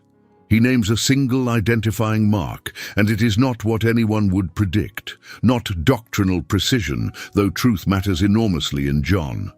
Not moral rigor, religious observance, success, numbers, or supernatural power. The mark by which the world will assess them is how they treat each other. Consider the weight this places on ordinary community life. The credibility of the entire claim about Jesus is staked on whether the people who follow him love one another visibly, which means every division, every faction, every quiet contempt between believers is not merely a private failure. It is a defacing of the evidence, and it is observable. All men shall know requires visibility. Not a warm interior disposition, but something seen from outside by people with no access to anyone's heart. Tertullian, around AD 200, quotes what the pagans were saying about Christians. See how they love one another. The difficulty deserves acknowledgement. Loving humanity in the abstract is easy. Loving the particular people in your congregation, with their opinions, habits, and long-running irritating traits, is the hard version, and it is the one commanded. A love extending only to the compatible would prove nothing. What this rewires: as I have loved you, including the one about to betray them, the one about to deny him, and the ones who will run. 87. Another comforter, John 14:16-18, 26. Everything in their lives for 3 years has been organized around physical proximity to him, and he tells them his departure is to their advantage, which must have sounded absurd. Another is allos. Greek distinguishes. Heteros means another of a different kind. Allos means another of the same kind, not a substitute of a lesser sort, another exactly like him. Parakletos, from para, alongside, and kaleo, to call, one called alongside. It had a legal usage, an advocate summoned to stand with you in court. It also carried the sense of helper and encourager. English has no single equivalent, which is why translations vary between comforter, advocate, helper, and counselor. All are partial, and that he may abide with you forever. Meno again. Jesus in a body could be in one place. The Spirit is not so limited and does not leave. Watch the preposition change. Dwelleth with you and shall be in you. The relationship moves from external accompaniment to internal residence. That is the difference between the disciples during his ministry and after Pentecost, and the whole New Testament turns on it. Orphanus, he will not leave them orphaned. And notice, I will come to you. He speaks of the Spirit's coming as his own. The persons are distinct and the presence is not divided. And observe a crucial constraint John records later. He shall not speak of himself, he shall glorify me. The Spirit's work is self-effacing. What this rewires, a useful test for any claim about the Spirit, authentic work makes Jesus larger, not the experience. 88. Peace I leave with you, John 14:27. A small detail first. Shalom was the ordinary Hebrew farewell, the equivalent of goodbye. Saying farewell, he takes the conventional parting word and fills it with actual content. And it is framed as a bequest, the language of a legacy left by someone departing. He is making a will, hours before his death, and this is the estate, my peace, not peace in general. The specific peace that belongs to him. The peace that let him sleep in the stern during a seismos, the peace with which he stood silent before Pilate, the peace he has right now while telling his friends he is about to be killed, not as the world giveth. Consider how the world gives peace. It is circumstantial, produced by the absence of threats. The loan is paid, the diagnosis is benign. Real while it lasts and entirely contingent, because it was never anything other than a reading of the conditions. The world's peace is also often a treaty. The Pax Romana was genuine peace of a kind, and it was purchased by suppression. And the world's gifts were generally conditional, ancient patronage worked by obligation, where a gift created a debt. Then the imperatives, let not your heart be troubled. The Greek is closer to stop letting, resisting a movement already underway, which removes a common confusion. The peace of Christ is not a mood that descends, it is a possession given, which must then be actively held against the pull of circumstance. What this rewires, Paul later describes this peace as something that guards the heart, a military term for a garrison at a post, not a feeling, a stationed force. 89. That your joy may be full. John 16:23-24. In my name has been badly damaged by usage, often treated as a formula appended to prayers, as though the words carried power. That is much closer to the pagan piling up of syllables he explicitly condemned. In Semitic usage, a name represents the person, their authority, character, standing. To act in someone's name is to act as their authorized representative, which means it is possible to ask for things that could not be asked in that name. A junior officer signing in his commander's name can requisition supplies for the unit. He cannot requisition a private yacht. The authorization is real and bounded by the character of the one authorizing. Hitherto have ye asked nothing in my name. Something is changing. Until now they asked him directly because he was standing there. After the resurrection, the pattern will be prayer to the Father through the Son by the Spirit. Not a downgrade, the opening of direct access. And he adds a few verses later, the Father himself loveth you. This is not a system where the Son must persuade a reluctant Father. Then the clause that stops most readers, that your joy may be full. The stated purpose of answered prayer is joy. We might have expected that God may be glorified, which is true elsewhere. Here the reason given is pepleromene, filled up and remaining full, like a vessel brimming. There is a picture of God embedded there that many religious people do not hold. A Father whose interest includes your gladness, who is not merely tolerating your requests as the price of relationship. What this rewires. Note this is the same night as Gethsemane, where he asked and did not receive in the form requested. His own experience establishes the boundary. 90. That they all may be one. John 17:20-23. Near the end of the longest prayer of his preserved in Scripture, he does something remarkable. He prays for people who do not yet exist. Them also which shall believe on me through their word. That is you. If you believe anything about Jesus, it came through a chain of testimony beginning with the men in that room. And on the last night of his life, he prayed for the people at the end of that chain. The standard given is staggering. As thou, Father, art in me and I in thee. The model for the church's unity is the unity within God himself, which rules out certain misreadings. Trinitarian unity is not uniformity. The Father is not the Son. It is not the absence of distinction. It is mutual indwelling, shared purpose and love among persons who remain genuinely distinct. So the unity prayed for is not the elimination of difference, but a communion that holds it.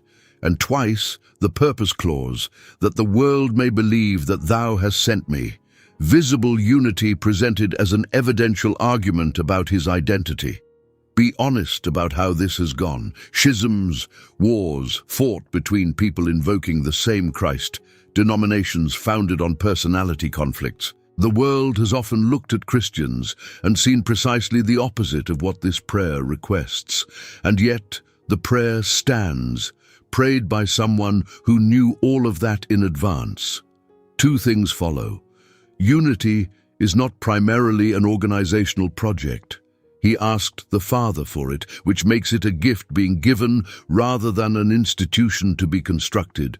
The New Testament speaks of the unity of the Spirit as something to keep, to guard, rather than create. And its pursuit is not optional. What this rewires, if he prayed for it on the last night of his life, indifference to Christian division, is not a defensible position. 91. Fear not, little flock. Luke 12:22-34. Luke's version contains a sentence Matthew does not record, and it may be the tenderest thing he ever said. Little flock is a double diminutive in Greek, a small little flock, the language you use for something small and vulnerable that you are fond of. He's speaking to provincial nobodies, most of them poor, none powerful, in an occupied territory on the edge of an empire. And it is your Father's good pleasure, eudokeson. He was well pleased, he took delight in it. Not reluctant provision, not God giving in to petition, God's own gladness, to give you the kingdom, not to lend it, not to sell it. The whole thing, the object of every petition in the model prayer, described as something the Father takes pleasure in handing over to a small, frightened group. Consider the effect on the anxiety it addresses. His argument throughout has been lesser to greater. Ravens fed, lilies dressed, how much more you? Here he completes it with the greatest possible instance. If the Father is glad to give you the kingdom, the smaller questions are trivial by comparison. The greater gift settles the lesser ones, and Luke specifies ravens where Matthew has birds generally. Ravens were unclean under Levitical law. There is a line in Psalm 147 about God feeding the young ravens which cry, and a passage in Job asking who provides for them. The example chosen is an unclean scavenger, and God feeds it. Notice how Luke's ordering changes the force of the treasure teaching. It comes directly after the promise of the kingdom. So the instruction to sell and give is not a burden imposed on the anxious. It is the reasonable behavior of people who have just been told the kingdom is being handed to them with pleasure. What this rewires: generosity is not a discipline achieved by effort. It is the natural posture of the secure. 92. The kingdom of God is within you. Luke 17:20-21. Popular expectation held the kingdom would arrive as a visible, datable national event. Rome expelled, David's throne restored. The Pharisees are asking for a timetable. Metaparatheresios is interesting. Parateresis was used of watching for astronomical signs and of medical observation of symptoms. The kingdom does not arrive in a way that can be tracked by watching for indicators. The way one might chart a comet or a fever. Neither shall they say, "Lo here," or "Lo there." A warning against a behavior that has never stopped, identifying the kingdom with a location, a movement, a leader, a moment. Entos Hymen has two defensible renderings: within you or among you, in your midst. The second has strong support for a specific reason. He is speaking to Pharisees who oppose him. It is difficult to imagine him telling his opponents the kingdom of God is inside them, whereas telling them it is standing in front of them, unrecognized, while they scan the horizon for signs, is exactly the kind of thing he says repeatedly. Take that reading seriously for a moment. These men were experts in the prophecies. They had calculated, debated, and waited. And the object of all that expectation was standing in the room while they asked when it would come. That is a permanent human pattern, not a first-century one. Looking for God in the dramatic future while missing him in the present, unremarkable moment. Waiting for the season when life will finally begin while the kingdom operates quietly in the ordinary day. What this rewires: anyone watching for an empire will miss a shrub. 93. Suffer the little children to come unto me. Mark 10:13-16. The parents' request is modest, that he should touch them, and the disciples block them, with Mark using epitimeson, the same verb used when Jesus rebukes demons and storms. Why? Not cruelty, an assessment of importance. He was a teacher with a limited schedule and a serious mission. In a culture where children had no status, keeping them from a busy rabbi was simple crowd management. But when Jesus saw it, he was much displeased. The Greek egonaktosen means indignant, angry. This is the only place in the Gospels this specific word is used of his emotional state, and it is provoked by the exclusion of children. Read that again. Of all the things that could have produced his anger, the temple corruption did, and he expressed it. Mark reserves this particular word for the moment his disciples turned away, parents carrying babies. And forbid them not is a present imperative with a negative, stop preventing them. They were in the middle of doing it. The comparison is not to a child's innocence, but to a child's receiving. A small child receiving a gift does not calculate whether it is deserved, does not ask about reciprocal obligation, does not perform gratitude as a transaction. They take it because taking is what you do when someone larger is holding something out. The parents asked for a touch. He picked them up. Enankhalisamenos means to take into the arms, used only twice in the New Testament, both times in Mark, both times of Jesus with children. And blessed is an intensified form in the imperfect tense. He was fervently blessing them, repeatedly, one after another. What this rewires: he is a week from Jerusalem. In the disciples' assessment, this was an interruption. In his, it was the work. 94. The Rich Young Ruler. Mark 10:17-27. He runs, undignified for a man of standing, and kneels in the road. Young, wealthy, powerful, morally serious and eager, the most promising candidate in the Gospels. Jesus lists commandments from the second table concerning human relationships. He omits the first table entirely. All these have I observed from my youth. There is no indication he is lying, and Jesus does not challenge it. Then Jesus, beholding him, loved him. Mark alone records this, and it is the interpretive key to everything following. Emblepsas. He looked at him intently, fixed his gaze. Whatever comes next comes out of affection, not condemnation. Do not universalize the instruction. Zacchaeus gave half. Nicodemus and Joseph of Arimathea remained wealthy.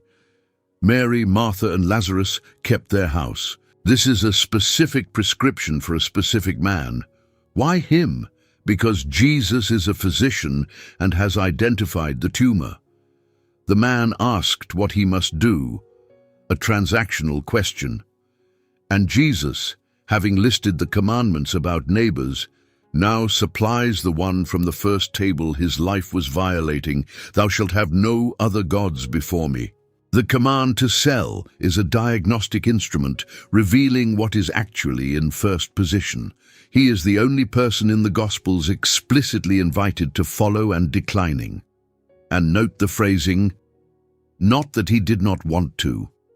He went away grieved. He wanted both, discovered he could not have both, and chose. The grief indicates he knew exactly what he was walking away from. The camel and needle is deliberate hyperbole. Attempts to soften it, a gate called the needle's eye, have no early evidence and miss the point. He means it to be impossible, which is why the disciples ask who then can be saved. What this rewires: he asked what he could do. The final word is that nobody can, and that God can. 95. Blind. Bartimaeus, Mark 10:46-52. Mark names him, which is unusual. Most healed people in the Gospels are anonymous. The naming suggests he was known to the early church, which suggests he became part of it. Son of David is a messianic title, and the first time in Mark's Gospel anyone uses it publicly. The blind man sees what the crowd does not, which is precisely the irony being built. Everyone with functioning eyes calls him Jesus of Nazareth, a geographic label. The man who cannot see calls him the heir of the throne.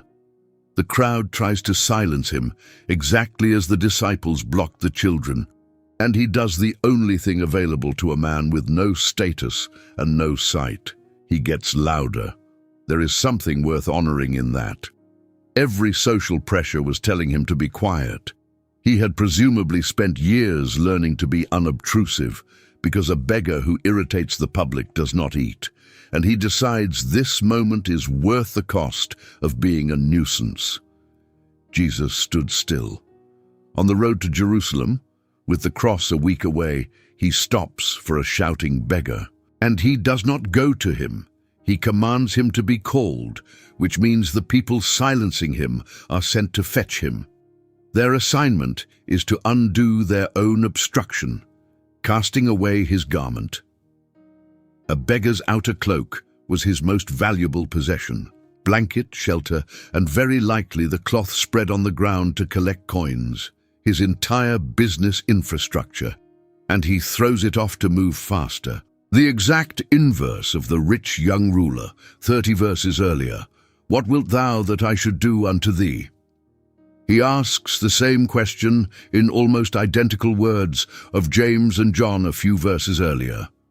Mark sets the answers side by side, thrones and sight. What this rewires, go thy way, and he does not go. He follows into the way, which in Mark means the road to Jerusalem. 96, where 2 or 3 are gathered. Matthew 18:15-20.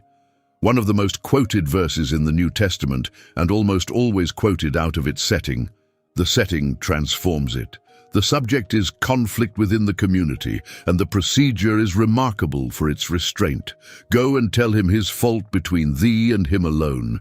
Private, direct, initiated by the injured party. Not a conversation with a third person. Not a broadcast. Not silent withdrawal.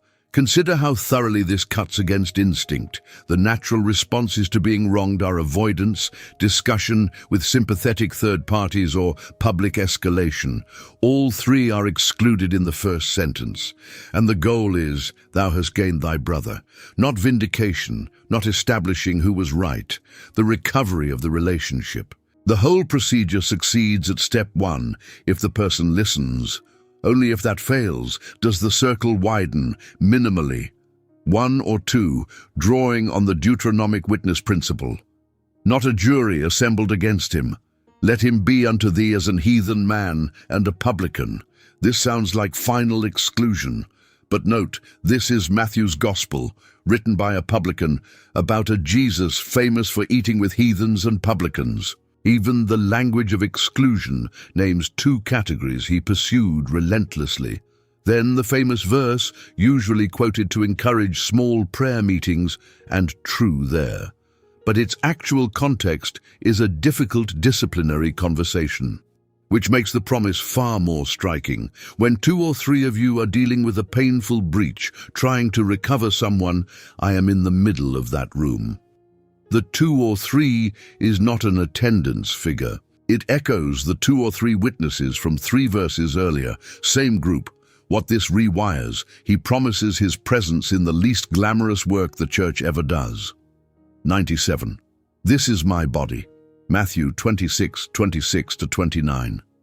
Every element on that table had a fixed significance rehearsed annually for over 1,000 years. The lamb, whose blood on the doorposts caused death to pass over. The bitter herbs of slavery. The unleavened bread made without time to rise on the night of escape. And at a specific point, the head of the household took the bread and explained its meaning. There was a liturgy. Everyone knew what was supposed to be said. And he said something else. He took the fixed, ancient script of the defining event of Israel's history, and at the moment of explanation, substituted himself. He is not adding a devotional thought to the Passover. He is claiming to be its subject. The New Testament diatheke covenant invokes Jeremiah 31, where God promises a covenant not like the one made at Sinai, which they broke, with the promise, I will remember their sin no more. And covenants were established by blood. Moses threw blood on the people, saying, behold the blood of the covenant. He uses that phrase of himself, hours before it is shed. Now consider the ordinariness of the elements. Bread and wine were the staples of every meal, not rare, not expensive, not ceremonial in themselves. He could have chosen anything. He chose the two things that would be on every table in every house for the rest of history, which means the memorial requires no temple, no priesthood, no special location. It can be observed by two believers in a prison cell. And note the verbs, he took, blessed, break, gave. That is what happens to the bread. It is what happened to him. It is arguably what happens to anyone who follows him. What this rewires, it ends with a forward look, a future meal, a table not yet set. 98. To seek and to save that which was lost. Luke 19:10. The closest thing in the Gospels to Jesus stating his mission in one sentence. The Son of Man is his most frequent self-designation, roughly 80 times, and almost no one else uses it of him. It is drawn from Daniel 7, where one like a son of man comes with the clouds to the Ancient of Days and receives dominion and a kingdom that shall not pass away. Its brilliance is that it sounds ordinary, the human one, while carrying enormous freight for anyone who knows the text, is come, not arose or appeared. The verb implies coming from somewhere, to seek. Zetasai denotes active searching, not availability, pursuit.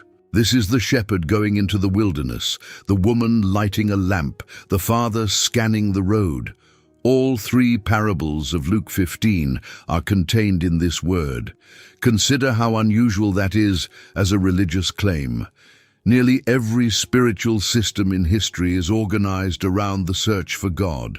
Pilgrimage, ascetic discipline, meditation, the ladder of ascent. Here the direction is reversed. The searching party is God, and to save. Sosai, to rescue from drowning or from an enemy. It presumes danger, and note that seeking and saving are distinct actions, both needed. To find a drowning man and stand on the shore identifying him accurately is not rescue. Lost deserves a moment. It is not primarily a moral word here, it is locational. Something is lost when it is not where it belongs and cannot get back on its own. The sheep is not wicked. The coin is not guilty. That is the anthropology behind the sentence. If lost meant went the wrong way, the solution would be directions. The Gospels do not offer directions. They describe a search party. What this rewires, this is spoken over Zacchaeus after the crowd objected. The mission statement is offered as an explanation of why he was in that house. 99. Behold, I stand at the door and knock. Revelation 3:20. The most famous sentence in the letters to the 7 churches, and it is addressed to the worst of them. Laodicea is the only one receiving no commendation at all. Every other church gets something. Laodicea gets nothing. The city was famously wealthy. When an earthquake destroyed it in AD 60, it declined imperial assistance and rebuilt from its own resources, which Tacitus records with some admiration. It had banking, a textile trade producing distinctive glossy black wool, and a medical school known for an eye ointment. And the letter counsels them to buy from him gold tried in the fire, white garments, and eye salve, using the city's 3 industries against it, one by one. Then, behold, I stand at the door and knock. Notice where he is, outside. This is a letter to a church, and Christ is depicted standing outside its door. That is the situation. An assembly so self-sufficient that the one they gather to worship is on the other side, knocking, and knock, not force. He has every right to enter and does not exercise it. If any man hear my voice, note the singular. The letter is to a church. The invitation is to an individual. Even when a whole community has drifted into comfortable self-satisfaction, the offer stands to any one person. Deepnon was not a quick meal, but the main evening one. The leisurely meal, the one that lasted, where conversation happened. And notice the mutuality. I will sup with him, and he with me. Not an inspection, A meal, both directions. What this rewires, they said, I have need of nothing. Self-sufficiency is what put him outside. Lukewarm is not a temperature of feeling, it is having enough that the door stops being opened. 100. Behold, I make all things new. Revelation 21, 1-5. Kainos, not neos. Neos means new in time, recently produced. Kainos means new in kind, fresh, of a different quality, not a replacement of the old with an identical model.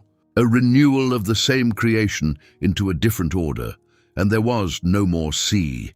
For an ancient audience, the sea symbolized chaos, danger, and separation. And John is writing from exile on an island, with the sea keeping him from the churches he loves.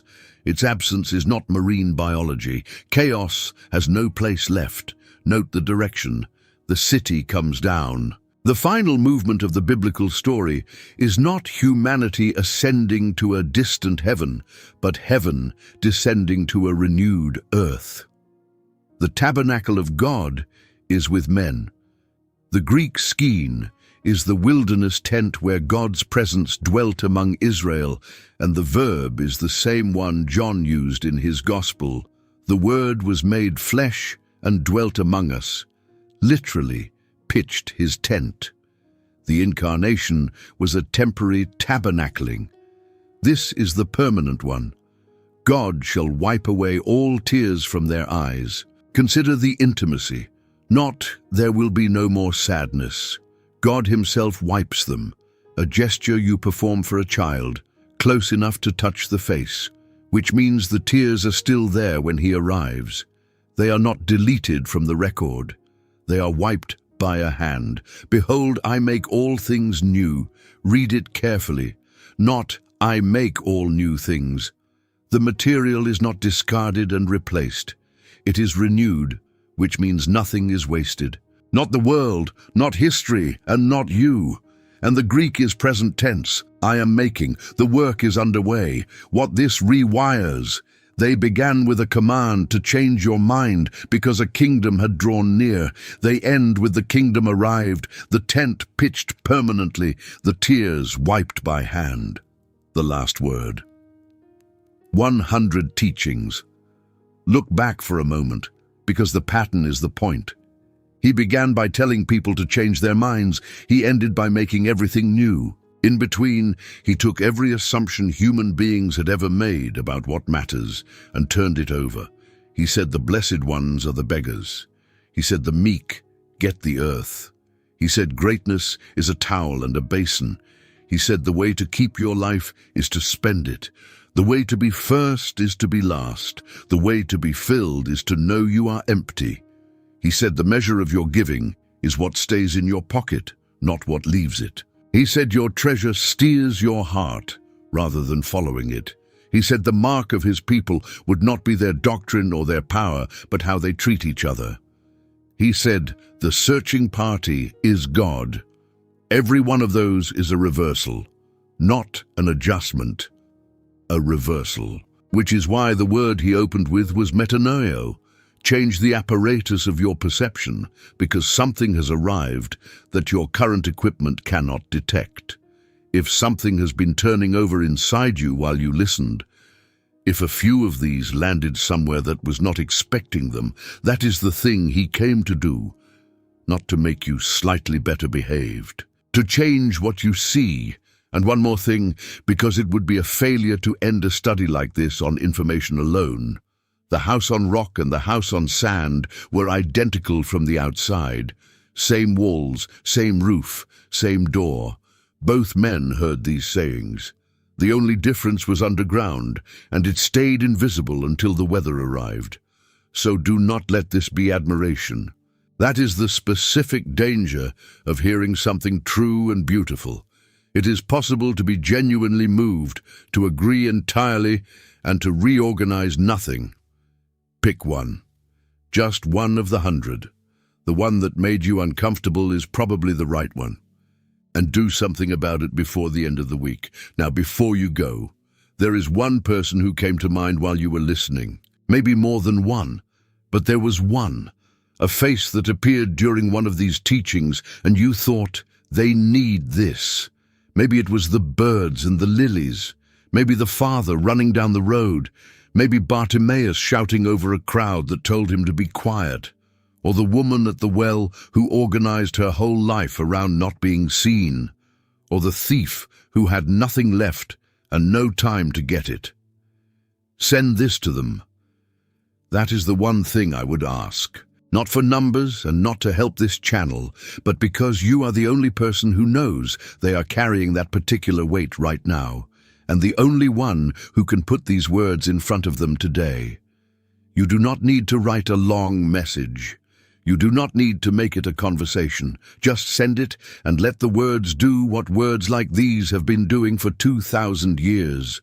One person. That is a quiet act of love toward a single soul, and it may be the most useful thing you do this week.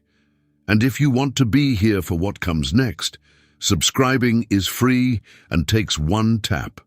One last thing before the blessing. In the comments, tell me where in the world you are watching from. City, country, wherever you are. This community spans every continent, people listening in kitchens and cars and hospital rooms and on night shifts, in dozens of languages and time zones, hearing the same words at once. Leave your place on the map and let the circle light up. And now, may the God who told you to change your mind because his kingdom had come near to you. May the beam be taken out of your own eye before you go looking for anyone's speck. May your treasure move so that your heart can follow it somewhere better. May you find that the yoke fits and that there is someone on the other end carrying the weight. May the Father who counts sparrows and numbers hairs be the one you fear, and may that fear turn out to be the safest place you have ever stood. And when the rain descends and the floods come, and the winds blow and beat upon your house, and they will, because he promised tribulation in the same breath he promised peace. May you find that something was built underground while nobody was watching, and that it holds. He is still standing at the door, he is still knocking, and the handle is on your side. God bless you. Go in his peace.